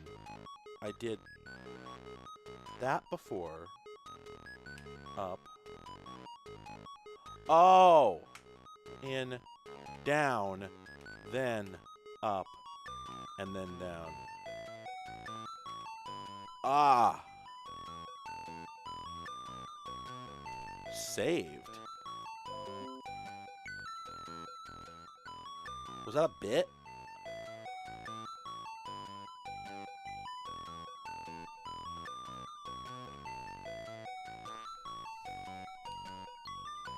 Oh, we finally got purple. We're finally up to purple. So no arrows in this one. So all these have to go in the right direction from the beginning.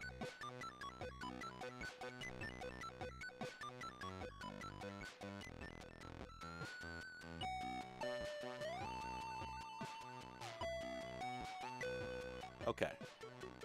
Red, blue, red.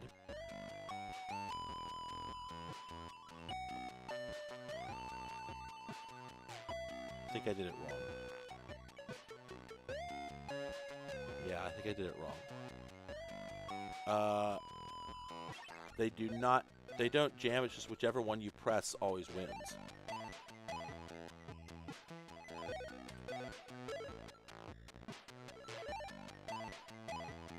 Oh, actually, no, I got it right. Bonk, bonk, bonk, bonk. Oh.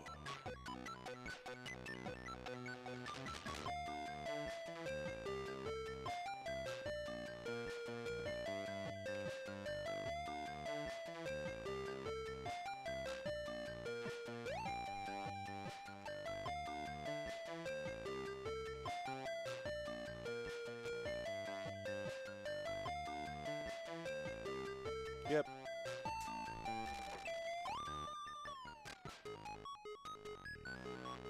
Oh,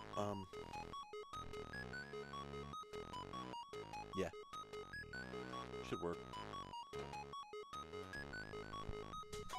Alright. I screwed this one up. We can undo, though. Okay, so that's the starting configuration.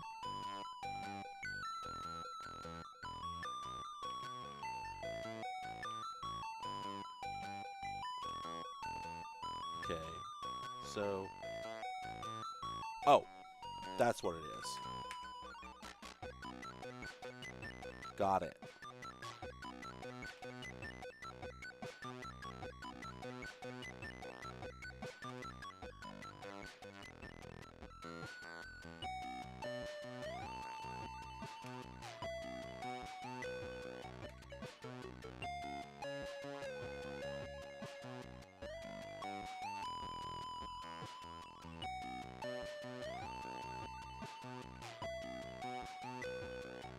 Might have gotten it wrong.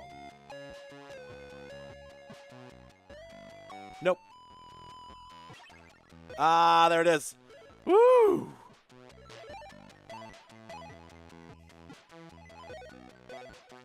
No more hints. I don't think there were any hints.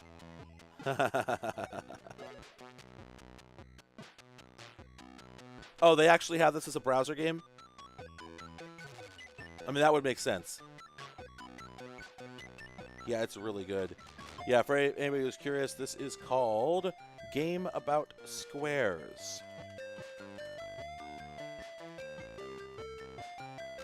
It's gameaboutsquares.com.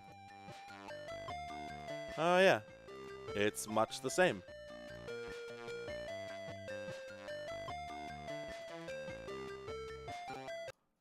Okay, that's very good. I think I am going to move on. But man, this could have come out in 1983. You know, it wasn't even that hard. It's so weird. I don't like. I'm not putting that in my interesting ROMs folder because it's a browser game that somebody ported, right? It's the exact opposite of what I want. You know, it's not something that's I don't know what that game was, but it's not one I think I can play. It's not something I think somebody would have made back in the day. It and I don't think it's that interesting to see that the platform could do more stuff. Who cares? The question is what did people do with it? Without knowing what the available options were, all available possible options in the world. I'm much more interested to see what people independently invented. I am trying every key on my keyboard, trying to make something happen here, and nothing is happening, and I think I need to close and reopen this. So, exit views. Go back, do that. What? Why didn't it save my goddamn settings? Come on. Oh, I know why. Because I ran it from a shortcut, so it just saved a new ini file or whatever. Bad. All right. Let's try this again. Yes, I think it's interesting to see what could have been done, but that's not what my goal is. I think the best thing to do if you want to do that is to go do it on your own time, because it's not hard to get a list of 2000s Specky games. You could probably Google that and get a listicle. I'm interested in what people did that is forgotten. That's the So that's the important thing, right? Why am I doing this to begin with? Why am I even going through these games? What's the point of it? Well, the answer is very simply that while we have not run out of ideas, I think that we are stuck in our ways. I think we don't innovate as much as we used to, and the success of formulas is largely responsible for this. The fact that pardon me, the fact that yes, Super Mario Bros. And Zelda came out for the Famicom. Now, up until that point, if you look at the games industry in general, you see this huge breadth of ideas. The trouble is, they were coming from many different companies, and those companies were building them as monoliths. So, Sega, or Atari, or Namco comes up with an idea for an arcade game. They make it, they put it in the arcade. Now, their perception is, okay, we just made a shmup. If we just make another shmup and put it in the arcade, are people going to play that? So, when, I can't remember what it is, but Donkey Kong was converted from an earlier game. I can't remember which one. But it's a completely different game. Had it been the same game with a skin on it, we would not have had, Shigeru Miyamoto would not be known the way that he is now, right? Instead, he made a completely novel game, unlike anything that had ever been seen before, just using the same circuitry, right? I believe I'm remembering that story correctly. Somebody can correct me. But all the game developers kept making completely new things. Yes, they made sequels as well, and often people don't remember them. Nobody walks around saying, making jokes about Miss Pac-Man, because that is a sequel, even if a lot of people think it's a better game. People say Pac-Man. Pac-Man is the meme. Pac-Man is the trope. Pac-Man is the thing that gets cloned, not the sequel to it, not the clones of it. people remember the first game of a type. Now, we did have tons of clones, yes, but the clones were not nearly as successful as the original game. There were thousands of Pong clones. Collectively, they probably did not make as much money as the original Pong, because Pong was just so incredibly successful and profitable. When you got all these other clones, they really spread things out. Well, so yes, games got cloned to hell, but they were being made by different companies, and all the original content, all the brand new. Sorry, let me say this correctly. When a company made a clone, they knew they were making a clone, and they did it deliberately, and they made it as close to the original as possible, and anyone who was paying attention could see that that's what it was.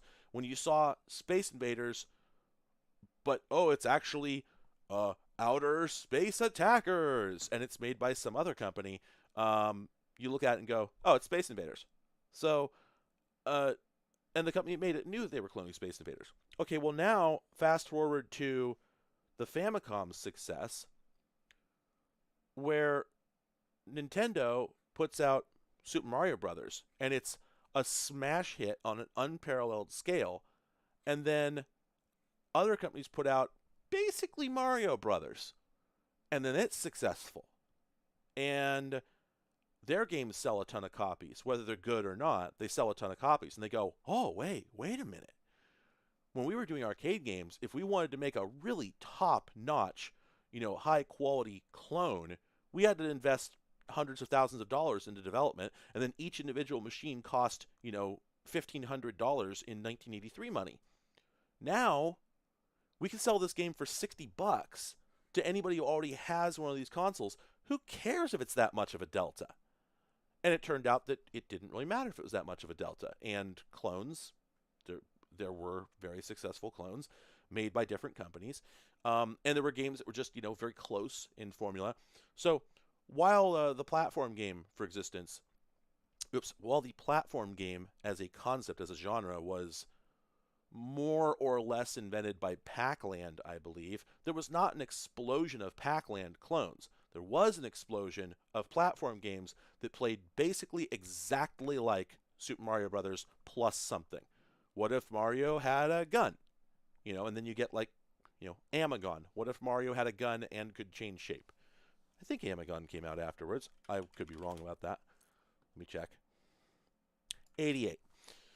So there were a few. Well, yeah, just like Johnny Sisters was a shameless clone. That one was just theft. But there were plenty of platform games that were like, what if we did Mario but?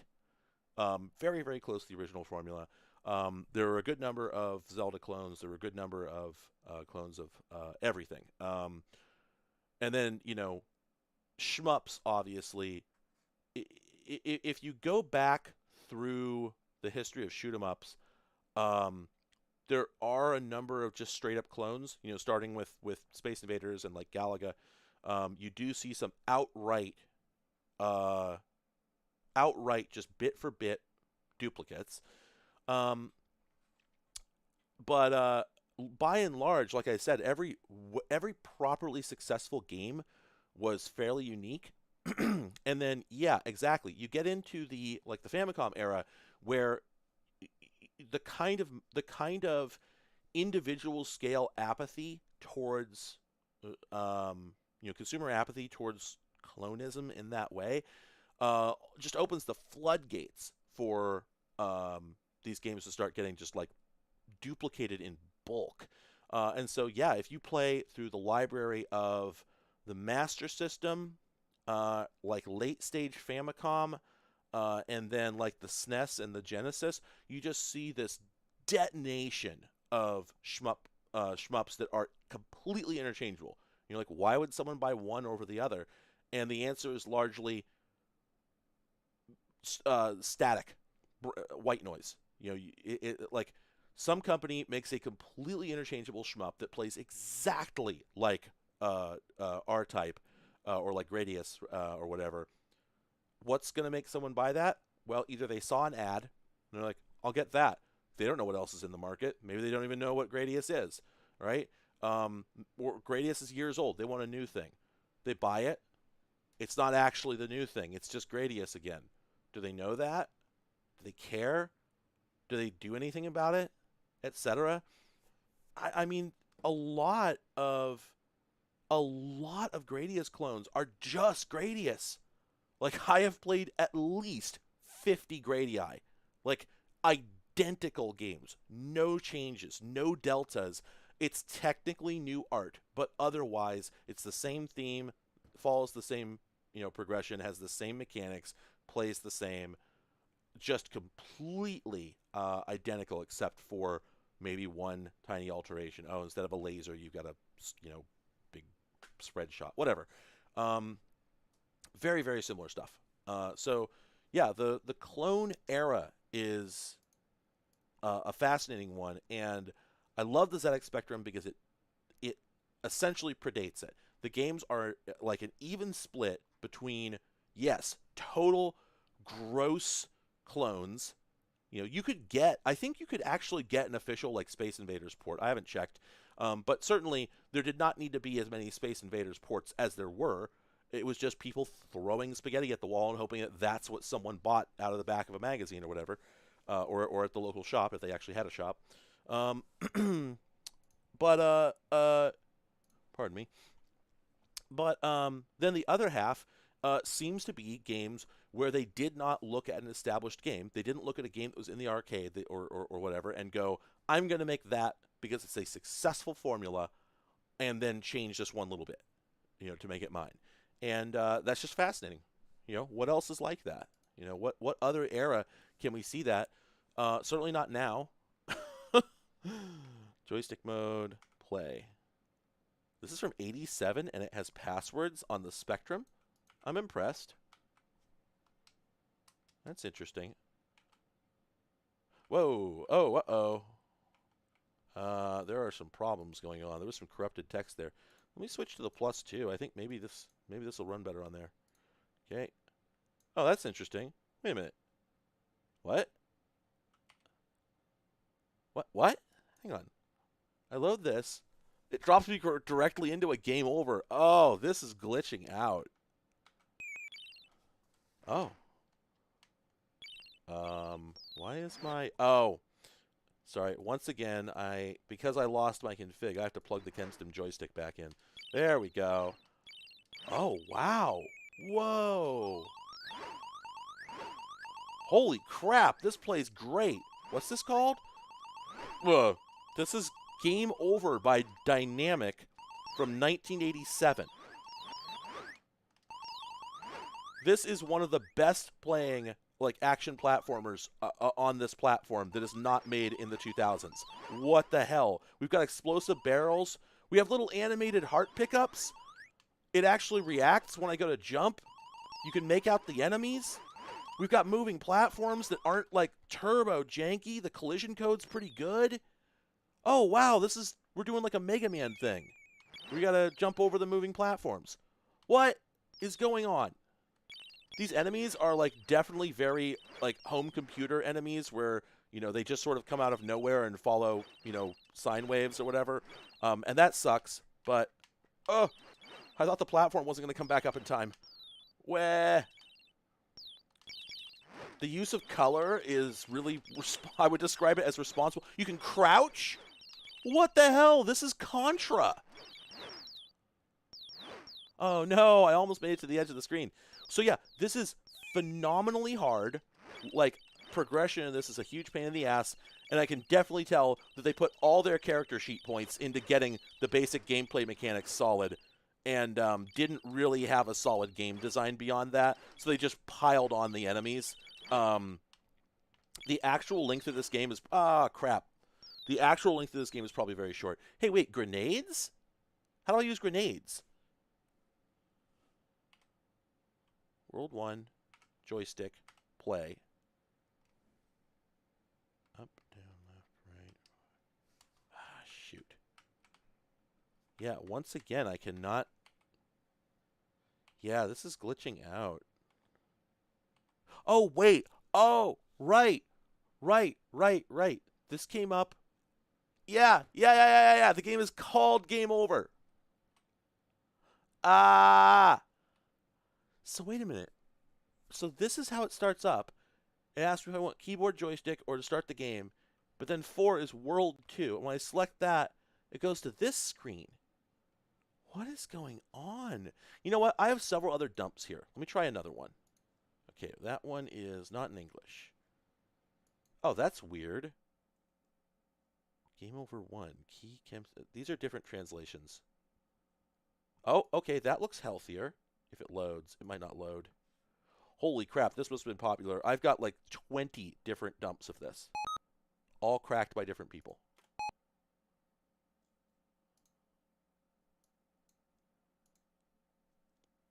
Wow, these all have different... Oh, this game might not have been released in English.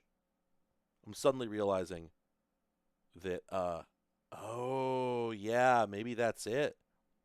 Because there is, there's a Game Over 2 here.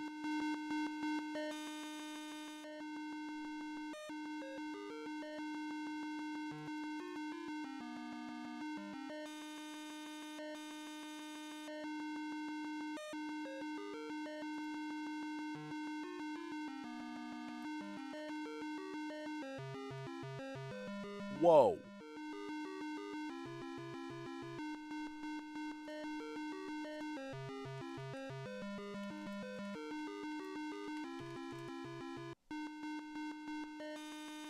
Oh, that was the end of the song?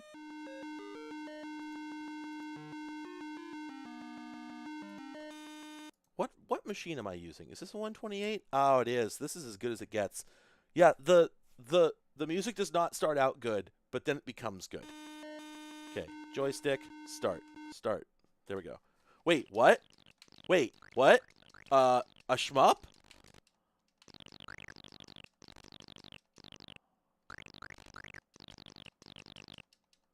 Again, this is immaculately well programmed. I don't know what relationship it has to the game we were just playing, but this is just incredibly tight. Ow. God, could this be like a prequel? Is this game ambitious? The fact that when you accelerate, you actually see the engine flare is so cute.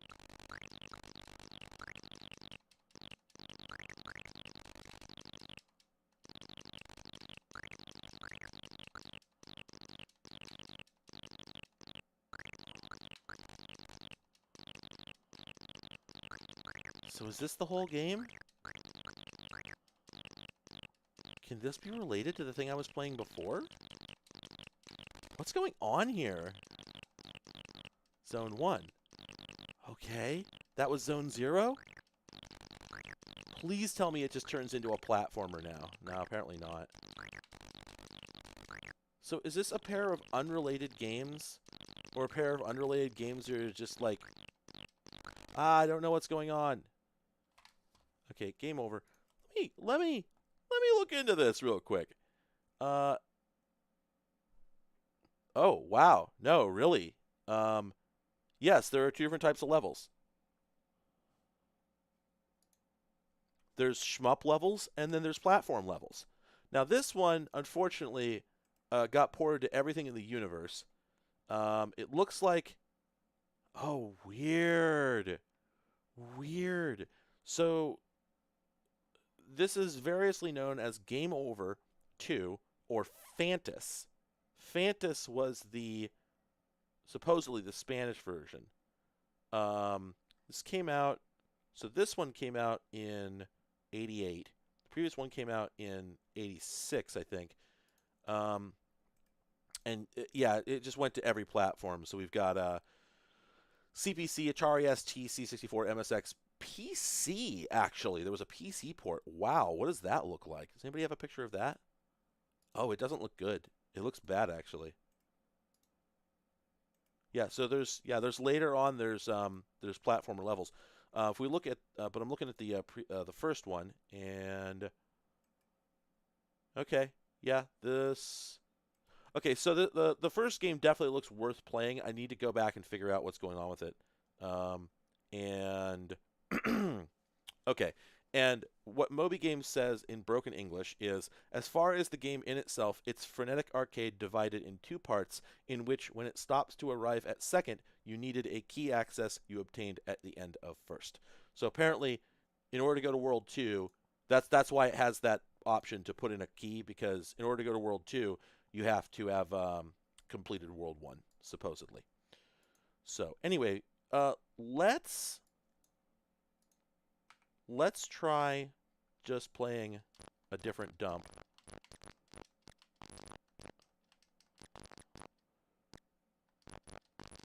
I'm actually suspecting now there was nothing wrong with the one I had, but anyway.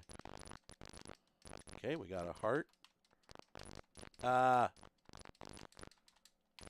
Ooh, oh.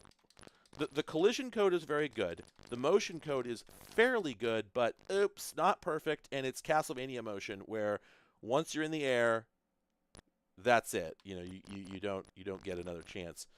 Oh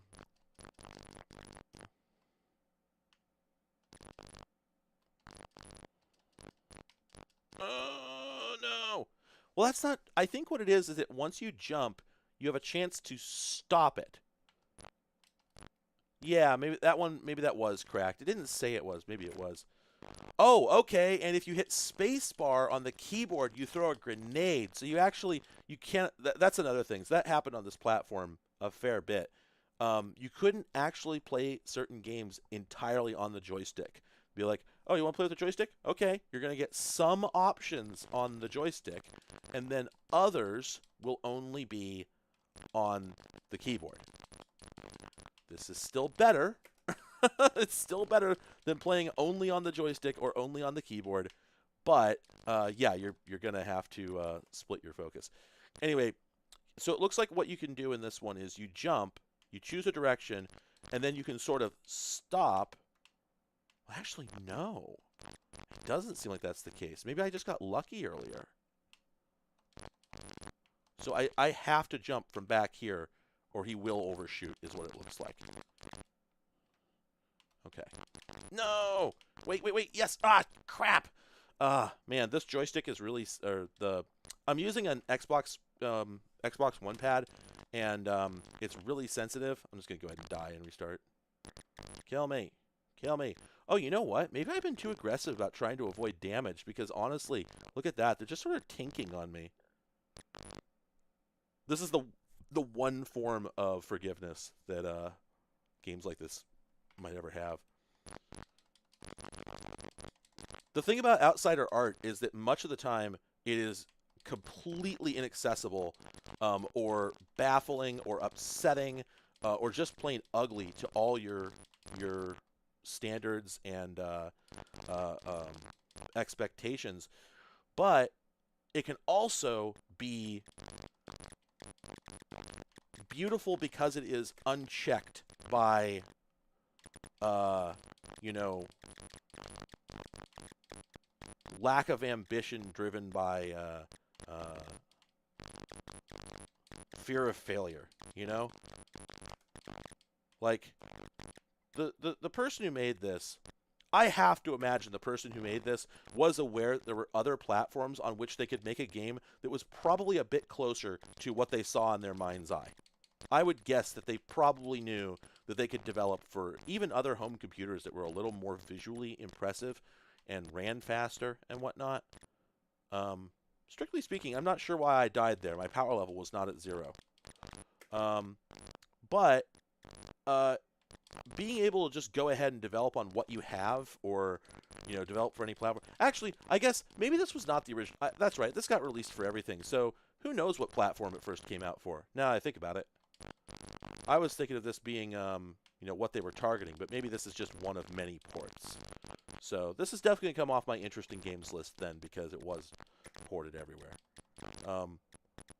All the same, though, I don't know. Like, if we look at the Moby Games page, CPC, Commodore 64, MSX, PC, Thompson MO, Thompson TO, ZX Spectrum. Wow, ZX Spectrum. This came out for everything. That is amazing. All right, well, this is very cool, but I don't think actually targets the thing I'm looking for. I think maybe the reason that this is so good is because it actually was made on better platforms and then ported here, which I don't really count. Like I do wonder, like, does anybody know what platform this first came out for? I'm really curious. Releases. CPC in 87, C64 in 87, MSX 87, PC in 88.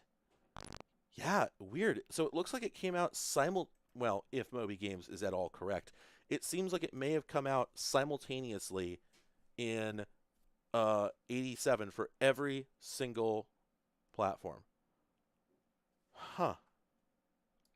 Yeah, that's a good point. What does this accomplish that's actually special other than not being a bad game? Okay. Well, I'm going to move on then. This game is just called Gandalf Demo 6, Demo 4, and I have another one called Gandalf Demo 6. And, whoa. Wait, so when they say demo, is this game demo? I thought maybe this was like a demo, you know. Hang on a second, I'm trying to figure out what oh, there we go. Okay. 0 jumps. Oh. Okay, so is that... hang on a second. Left and right... nope, so it's 6 and 7 to move left and right. 0 to jump. I don't see any way to, like, attack or anything, so...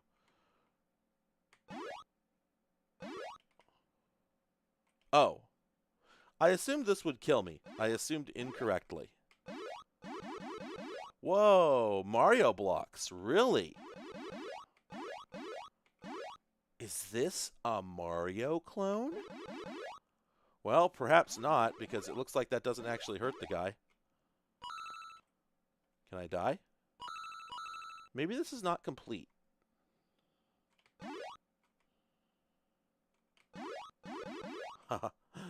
Aw, shit, that's the wizard. Go down. Yeah. I have another one here called Gandalf Demo 6. Let me see. Is this a more complete version of the game? It would appear to be. Wait a minute.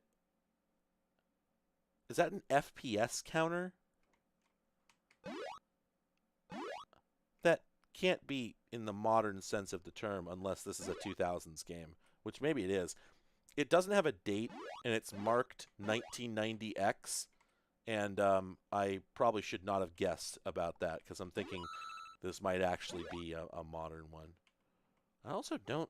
I'm taking damage, but I don't see it happening anywhere, so maybe I'm not. Yeah, I think this is a modern game. I don't think this is a vintage one at all.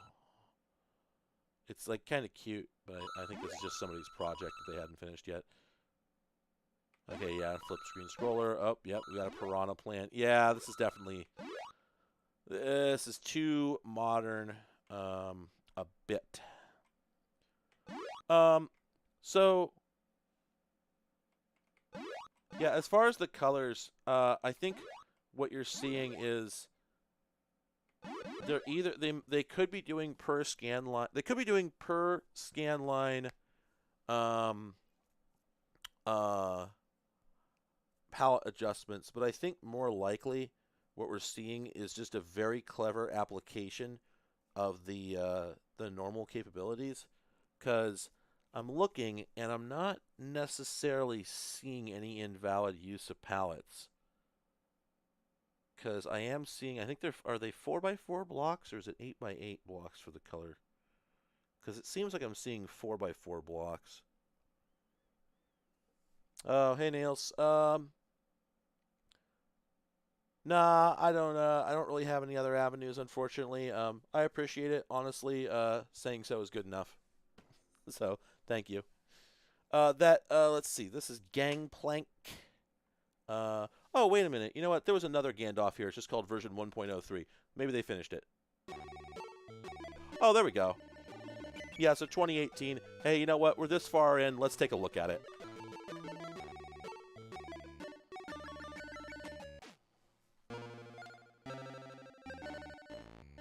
Shire. George Lucas is gonna sue somebody. I know George Lucas didn't make that movie.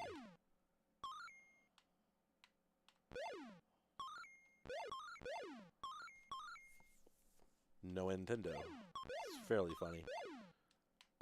Where's my health? Oh, there it is. 100. Okay. Well, I guess if somebody's going to make a collection of Spectrum games. Oh, wow. I wonder if this is a Mario. If somebody's going to make a collection of Spectrum games that includes modern ones, then yeah, why not include the betas? That's pretty cool, actually. I support it. What exactly am I getting out of those mushrooms?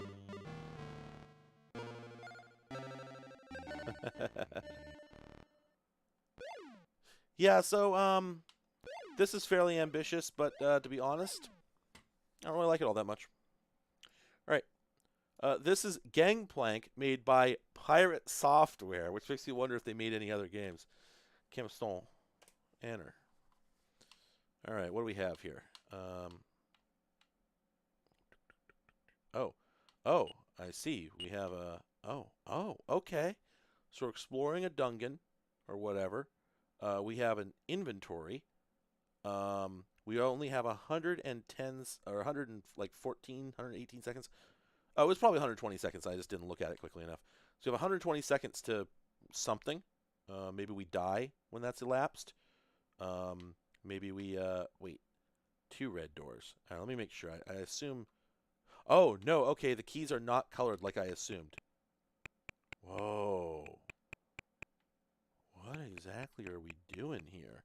When that timer expires, am I just going to die and lose? Or what's going on down there? This is Gangplank. We got like some Boulder Dash energy going on here. Like, are those bombs? They are! Whoa. So I'm about to run out of time. I'm also not sure what's going on with the... Huh. What? What?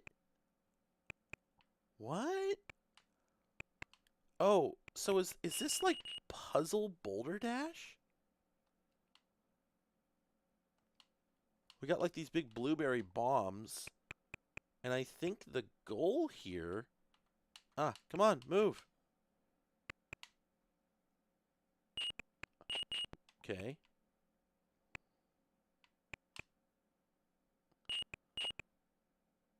Is the goal here to clear the room, just this one room, before the timer goes out?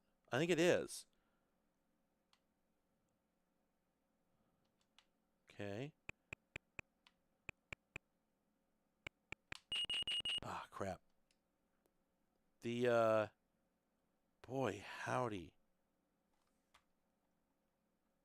Yeah, the timer is pretty mean.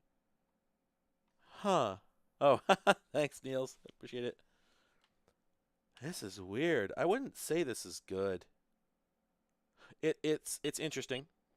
I wouldn't say that I think it... well, this might be fun without the timer. I don't know why they put the damn timer in here. Wow. Okay.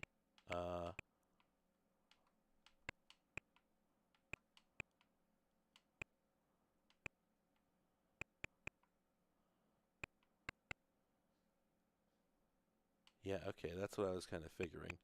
So we release the water, and the water shoots off in that direction. And then what?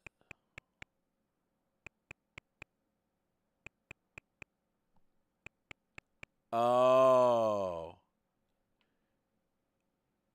I think what we're supposed to be doing is sort of like collecting pieces of a picture. So hit spacebar to restart. Okay. I don't think we were supposed to release that water. So let's try this again, but without doing that.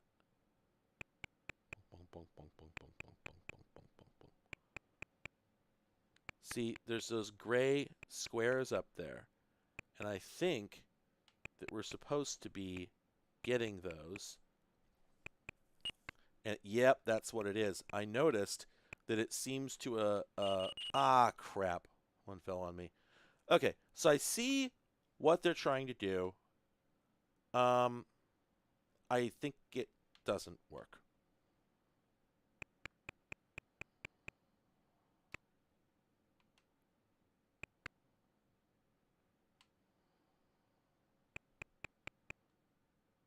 Not with the time limit. Like, why do the time limit?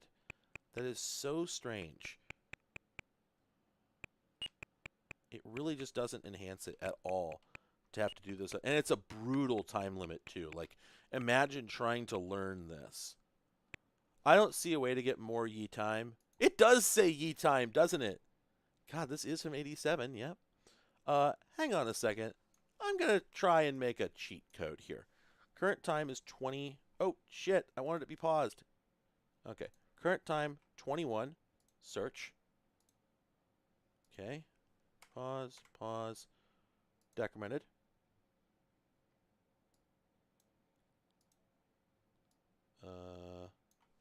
20. Search. Wait. Reset. 20. Okay. Now try 19. Okay, there it is. And that is OXF17. So let's do poke memory. Wait, that says page 5. This says bank. Let's try it. Bank 5, OX, oops. Oh, 1F, oh. What? Oh, that's an offset. Wait a minute, hang on a second. Why would they do it like that?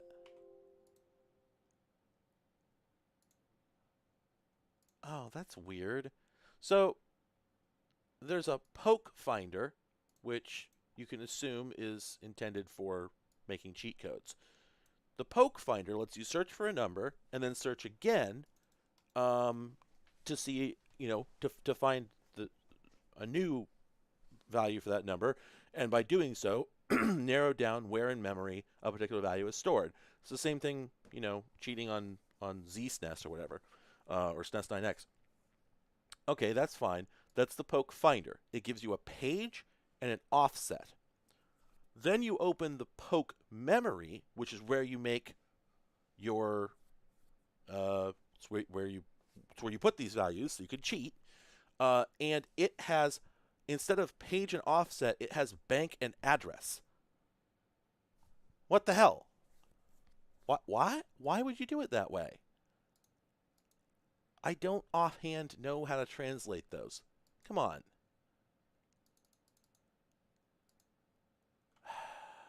Offset. Why would it not just have a button that says turn this into a cheat code? This sucks.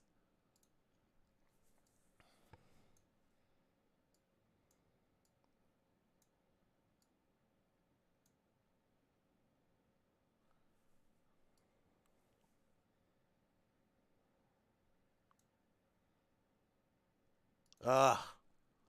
Bastards. Alright, I guess I'll play something else because this is bad. I wish it wasn't bad. I wanted it to be good. Stop making the bad games. Make the good games. Stop having them be bad. Alright. Oh, god damn it. What is going on here? The damn debugger keeps coming up, no matter what I do. There we go. Okay. Ah, shit. This one's been hacked. Ah! What's going on here? It keeps opening the damn debugger. Stop! It did it again. Okay, let me restart the emulator. It apparently, if you run the debugger, it apparently decides that that's what you're doing right now. Oh, come on. Did it not save my settings again? No, it didn't. I did not have problems like this for like 2 years. What is going on? Pardon me. Jeez, just having all sorts of issues here. Let's try this again. Boop-a-doop-a-doop-a-doop-boop.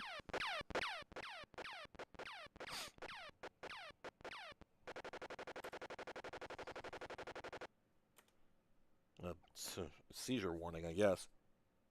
Please wait. Computing. I thought that's what you were doing all the time. Wow. Boy, this looks like it's going to be incredibly boring once it finishes loading. This is Spectral City, your city. Good games? Oh, geez. 4 or 5, I want to say.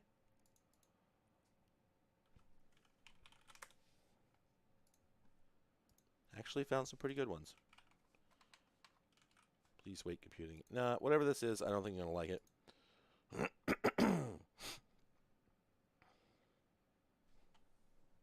ZX and M. Sorry, ZX and M.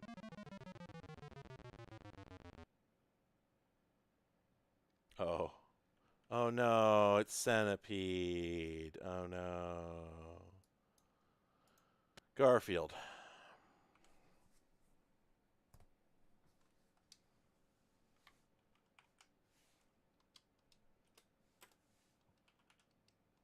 Okay, not only will this game not start, it's obviously not going to be good.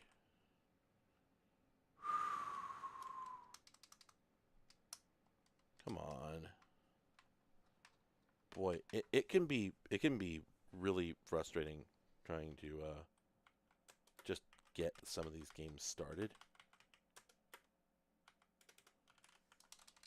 Like, what is even going on right now? No key on the keyboard will start the game. 5? Do I press 5? No, that's not it. I have pressed all keys, and it will not start. Hang on. Oh my god, I have to press fire on the joystick, and it got unbound again. There. Oh, this game sucks. Oh, this game sucks. Oh no. This specific kind of attack animation was just the bane. Oh, is that a random item I can pick up? Oh, absolutely. He just pulls a different random mug. Or wait, no, is it consistently? Oh, it is consistent. His body squishes into his head. Dunk, dunk, dunk. The amount of animation here is remarkable, given that this is definitely like a Rareware style game. Yep, you can only carry like one item at a time.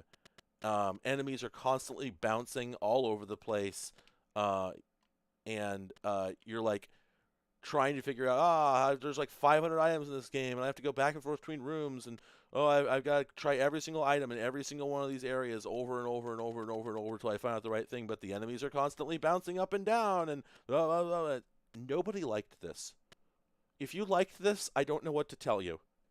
Don't tell me you did, because this crap sucked. Well, there he is. Wait. There was a little scripted sequence there. Did I eat something? Whoa. Ah. Oh boy. I hate Mondays. Oh, by pressing holding down and pressing the button, he eats. Can I eat Odie? Ugh. Yeah, Dizzy sucks, and I don't want to play Garfield Dizzy. Sorry. It's another Garfield game here from 1990. It's a hot property. Whoa. Wait. Why does he look stupid, sexy Flanders kind of energy? What on earth? Oh, he can eat in this one too, which I suppose makes sense. That is sort of defining for his character. Oh, wait, is that some food? Nope. No, that wasn't food. Where? No, this isn't ski free. This is ski pay a lot of money. Okay, that's food. Come on. Come on. Eat it. Oh, you was the only thing. It's your one job.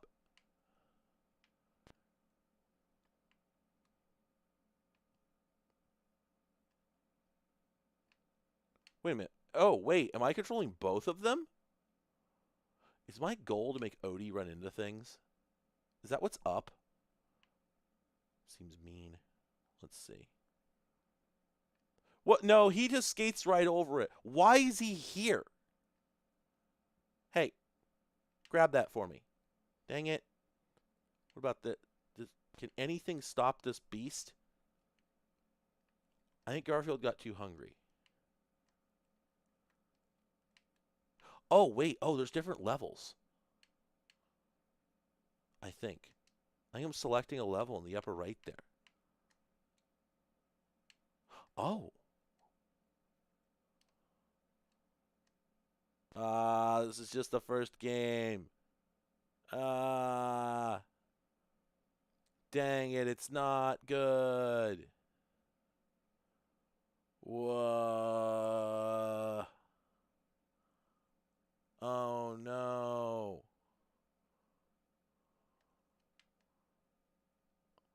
All the faces Garfield is making are really upsetting. I don't like them. Oh, outstanding. Let's go. Oh, wait, I didn't expect him to actually slide. I thought he was just going to fall. I think he was going to slide. Oh. This is like immaculately well made for being a terrible Garfield license game. Which of course, you know, definitely has the usual problem with licensed titles where, like, what does this have to do with Garfield, right? But of course, nothing could. You can't make a game out of Garfield. It can't be done. Garfield is a cat who likes lasagna and doesn't like Mondays. So anyway, I am going to tell you the only Garfield comic that I know or care about. Here's how it goes.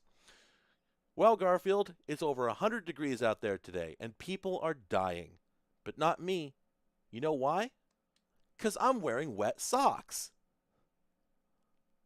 To the best of my knowledge, this is being emulated cycle accurate. I'm pretty sure this is the speed it would have run at Unreal hardware. I cannot say for sure, but I can say that I do have two ZX Spectrums. I have played games on the real one. I've played games off of the +2, played directly from cassette, so 100% accurate to the original. And then I played those same games on emulation later, and they were exactly the same. Gate Crasher. Didn't this game get ported to everything under the sun? Oh yeah, original game on BBC Micro. I think I'd like to kiss anywhere other than the factory level of Garfield for the ZX Spectrum. Kempston. Start. Whoa. Oh. Oh, this is from 1984. And it's like a little kind of pachinko game. Huh. What happens if we put an orb where there's already an orb? Probably can't. Probably just explodes, just disappears. Oh, it nullifies it. Ah, a game of strategy. Okay, so that would seem to do. Ah, crap! They don't quite do what I expect. Wah. Okay. I don't know if this is a good game, but certainly, it's interesting. How would you ever get anything over to the left two pockets? Yeah. You can say ZX if you want, but I don't know. It just doesn't sound as good.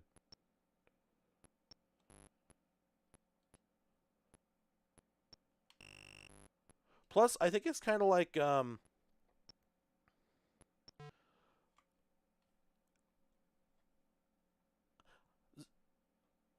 I think the problem is that ZX is not an acronym. It doesn't stand for anything, as far as I know. it's just some neat letters. So I don't think that the Z and X are supposed to mean something. Uh, they're supposed to be a cool sound, and that sound was not ZX, it was ZX. So, that's my take. The way it was meant to be known was ZX. That was the sound that came out of someone's mouth that they thought sounded like a cool way to sell the thing. And is it?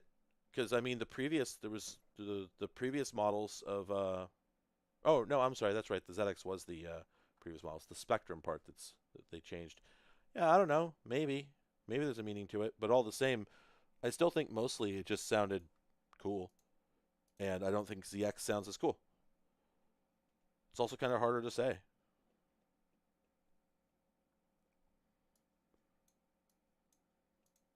Oh wow, it's an isometric game. I saw a flash. Oh, that's Gauntlet. I don't want that. I saw a flash of an isometric game and immediately moved on. Don't want to play an arcade port. Well, yeah, but the question was, why not say ZX as an American? So anyway, that's my answer. My answer is because I think that ZX actually sounds better.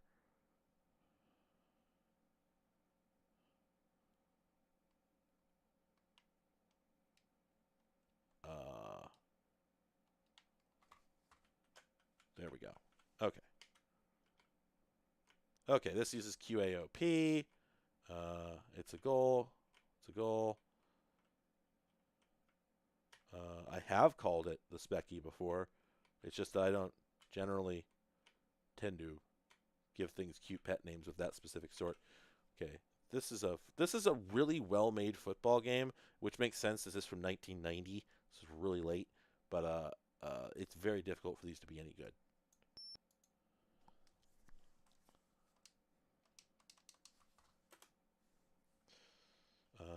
Left, right, up, down.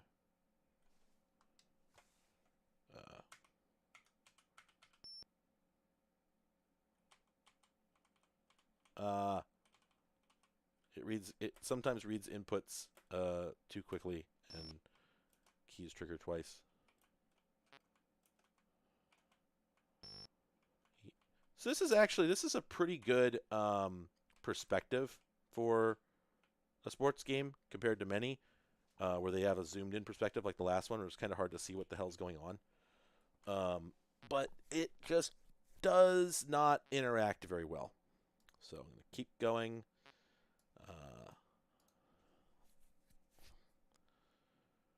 Yeah, that's the thing. I'm asserting essentially that it's a proper noun. Yeah. That is a basic game that's so old it would not have been good anyway.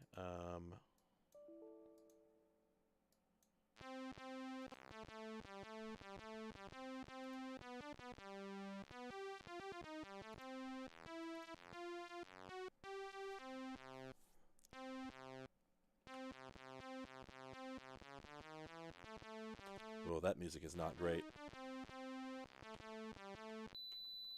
Oh, God, why would you play that sound effect? Still playing it. Start the damn game. Okay, there we go. Push throttle for takeoff.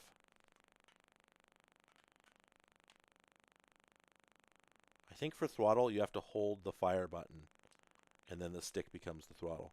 Oh.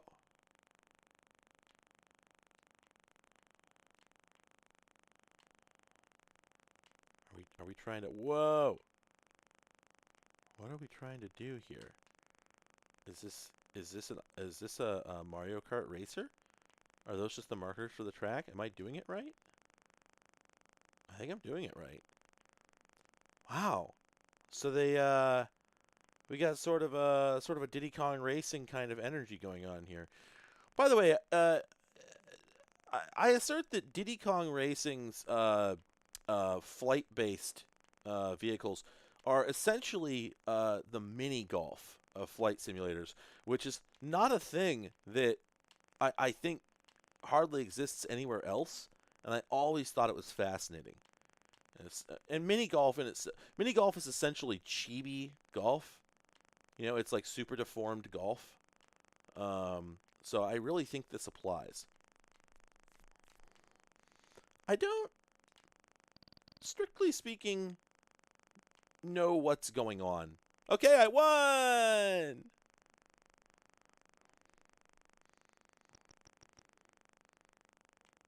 Yeah, I don't know, but apparently great flying. Can I stop? Oh, am I coming to a stop? There we go. Okay.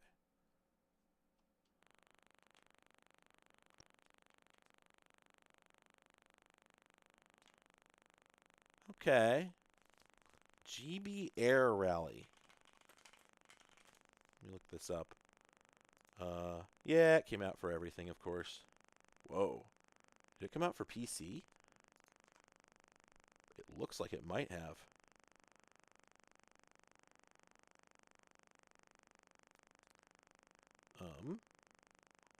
Amiga. It came out for Amiga even. So yeah, this is not even the best version of it.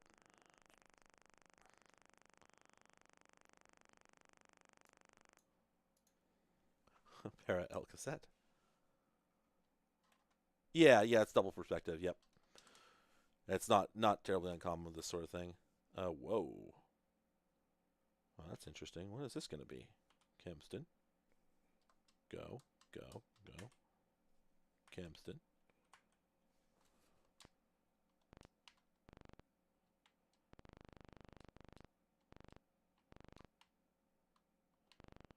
Whoa. So this is Gemelos. This is supposedly from 1989. And look at how dynamic it is. This is a person who had seen no other video games before. Whoa. Did I hit a bomb? What? Is it supposed to look like this? Huh. Let me switch machines. This is a 48K. Let me switch to a 128K. I feel like those weren't supposed to look like that. Maybe I'm wrong. Okay, Camston. Nope. So it looks like we're being pointed to 4 different keys. So let's leave the screen. Well, I definitely just died. Oh, when you shoot... Oh, no, those arrows are meant to be arrows. They are showing you where to go. This is telling you to go that way. Oh! Okay. Damn, y'all ever had your interest piqued? Why does the snake just...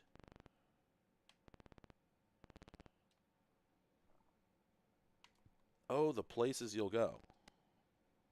See, I thought that was like an explosion effect that was getting stuck on the screen, but it's entirely intentional.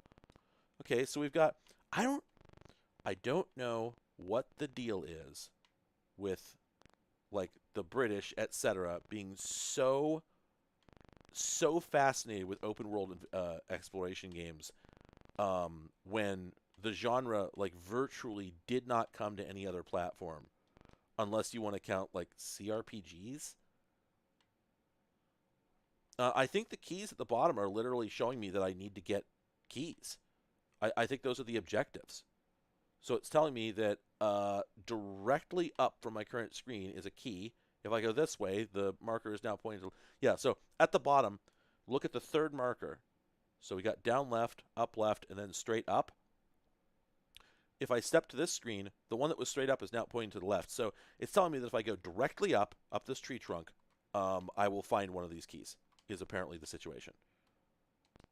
Whoa. The idea of embedding hints and a compass system is so polite, I can hardly believe it happened on the ZX. Oops, overshot. Come on, I did this before. Jump up that way, then we jump up that way.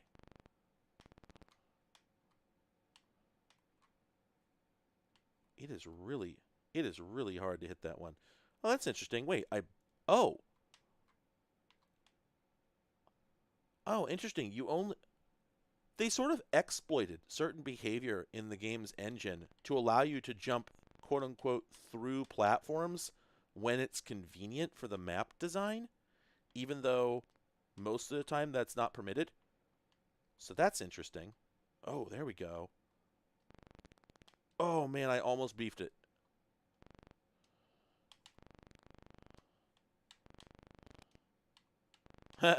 Go back.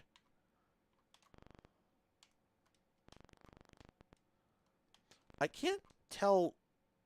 I thought that those yellow coins in the lower left would have been like lives, and I seem to be dying when I get hit, but nothing really happens, and that quantity at least does not go down. Okay, I want to go to that platform down to the left. There is a crouch actually. Now that you mention it. Oh, if you start firing first, the crouch doesn't work. You have to crouch first and then you can fire. Okay. Okay, anyway, I want to go to that platform that's down and to the left. So, oh, that doesn't work. Oh, okay, once I'm up here, the only way to get down is to fall by some other route. Why do they make the suggestion arrows so big?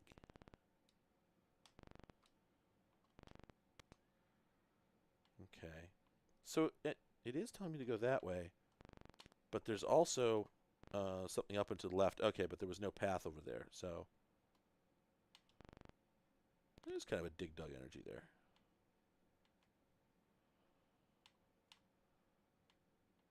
They implemented stairs. You automatically climb. Neato. Neato Dorito. Ow. Okay, that's a very specky kind of oversight to make. Oh. That's sort of one of those coin things. Oh no, oh no, no! I love Bennett. I love getting over it with Bennett Foddy. Oh. Hey, this is rad. What else did this come out on? Or could we have another exclusive? Oh, interesting. Wait, did I spell it wrong? Is it Gemelos 1989 does not produce any. I have no idea how light meters work. I don't really know anything about them, never really used them. Sorry. Huh. I cannot find any. Oh, here we go. Spectrum Computing has it. There we go.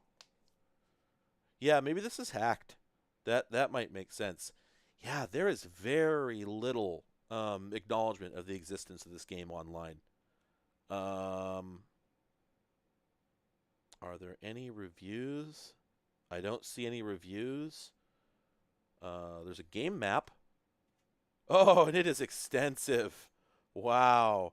I'm going to drop the game map link in chat here because damn. Okay, I can't because the link is too long.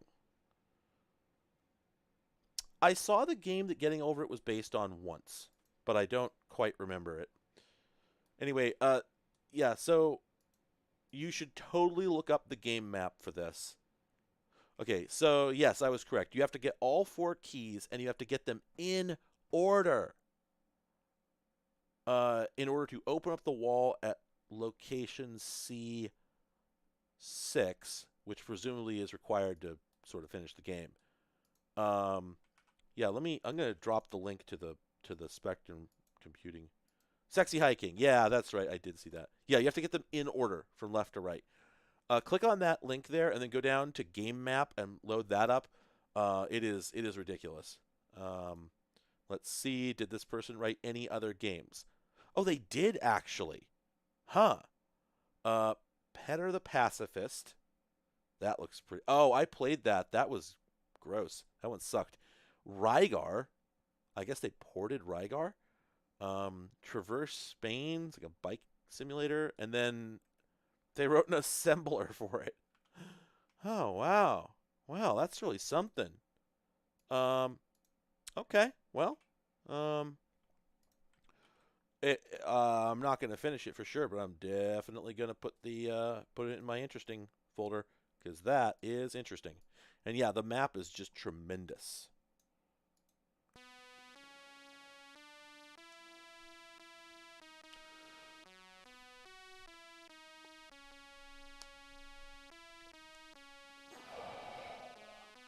It wasn't hard to make a huge map, you know, when you're like tile based, because I would guess that that map is probably stored as like packed bits, where there's only a total of like maybe 10, 8 or 10 different. Well, this music slaps.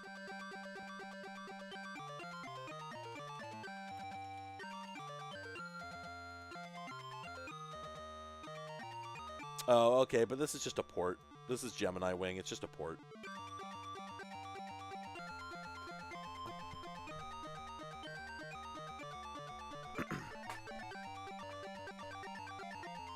Anyway, yeah, I would guess that the map in that game is probably stored as just a just a couple bits per tile, right?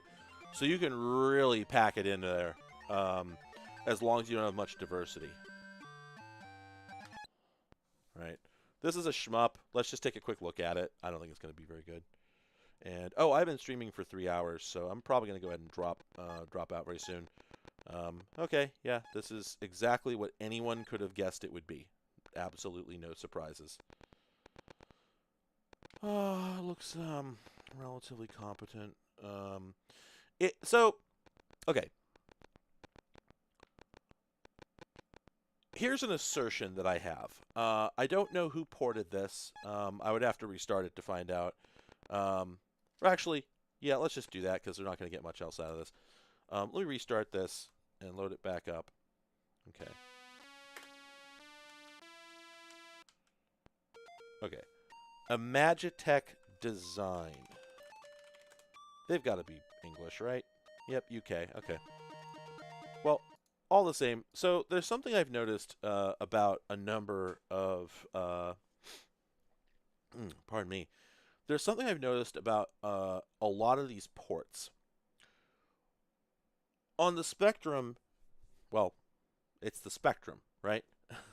Color is an important part of it. The problem is that color is super janky. You probably already know this.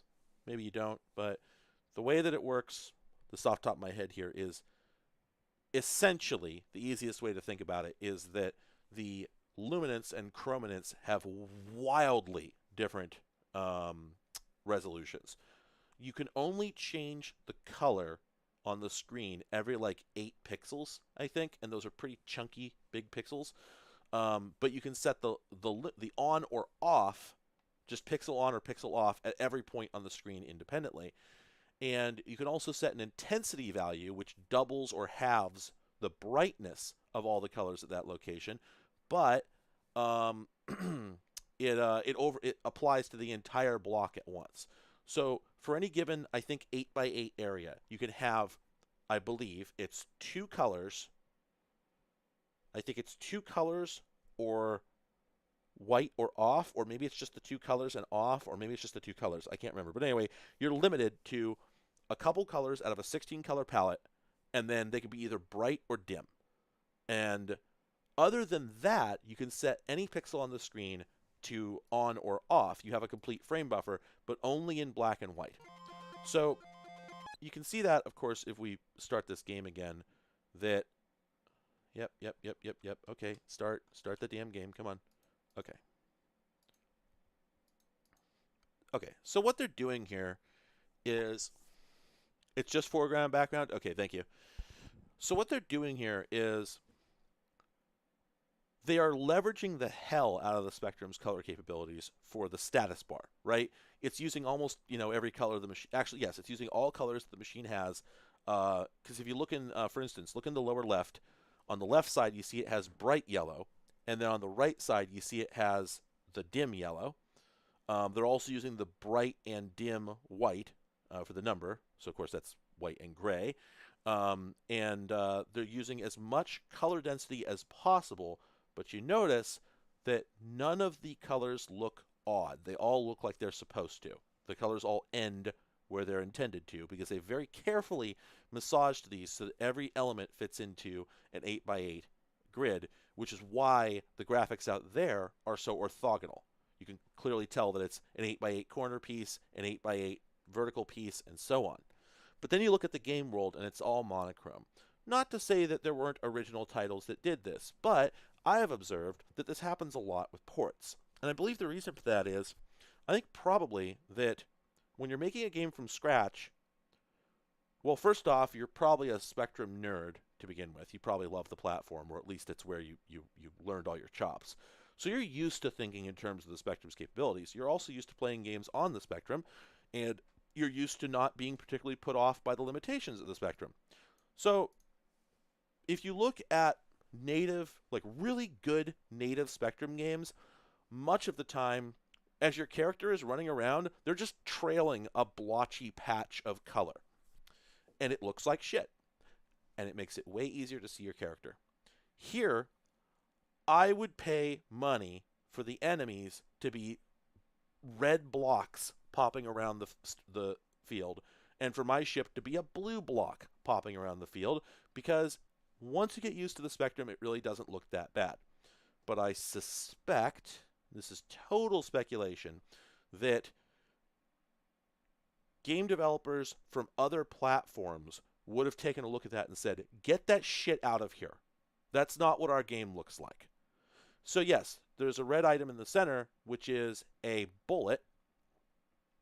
And they could have colored just the ships, but then as the ships travel around, they would leave a red trail behind them. They would influence the stuff around them. They could have made those ships blue or green or something, but they didn't. They only colored the bullet, and that's better than nothing, but it also has very little impact. Whereas if all those ships were red, they would have halos around them. And so it makes it really hard to see what's going on. And like I said, I mostly see this with ports. It happens with ports more than it happens with the better games that were developed natively for this platform. And I think it's just because of the standards of the people that originally developed the games. They're like, no, we don't want our graphics to be munged up in that particular way. Yeah, that's exactly it. You know, the particular way. This is an interesting approach to it, or sorry, this is one of the approaches to it, to just change the background color, but it really doesn't make the bullet stand out as much as it should. They should have just made the bullet a big ugly red blotch. It would have been a much better way to do it. Anyway, that's just my opinion. All right, folks, I gotta go. I'm gonna go do some other stuff. It's been a really nice stream. We found some really fun games. Thank you all. I had a great time. I hope you all have a good Sunday. I try. Oh yeah, sorry, Eric. I gotta go. Otherwise, I would. Plus, I can't really remember an example off the top of my head. I'm bad at that sort of thing. So, have a good one, folks.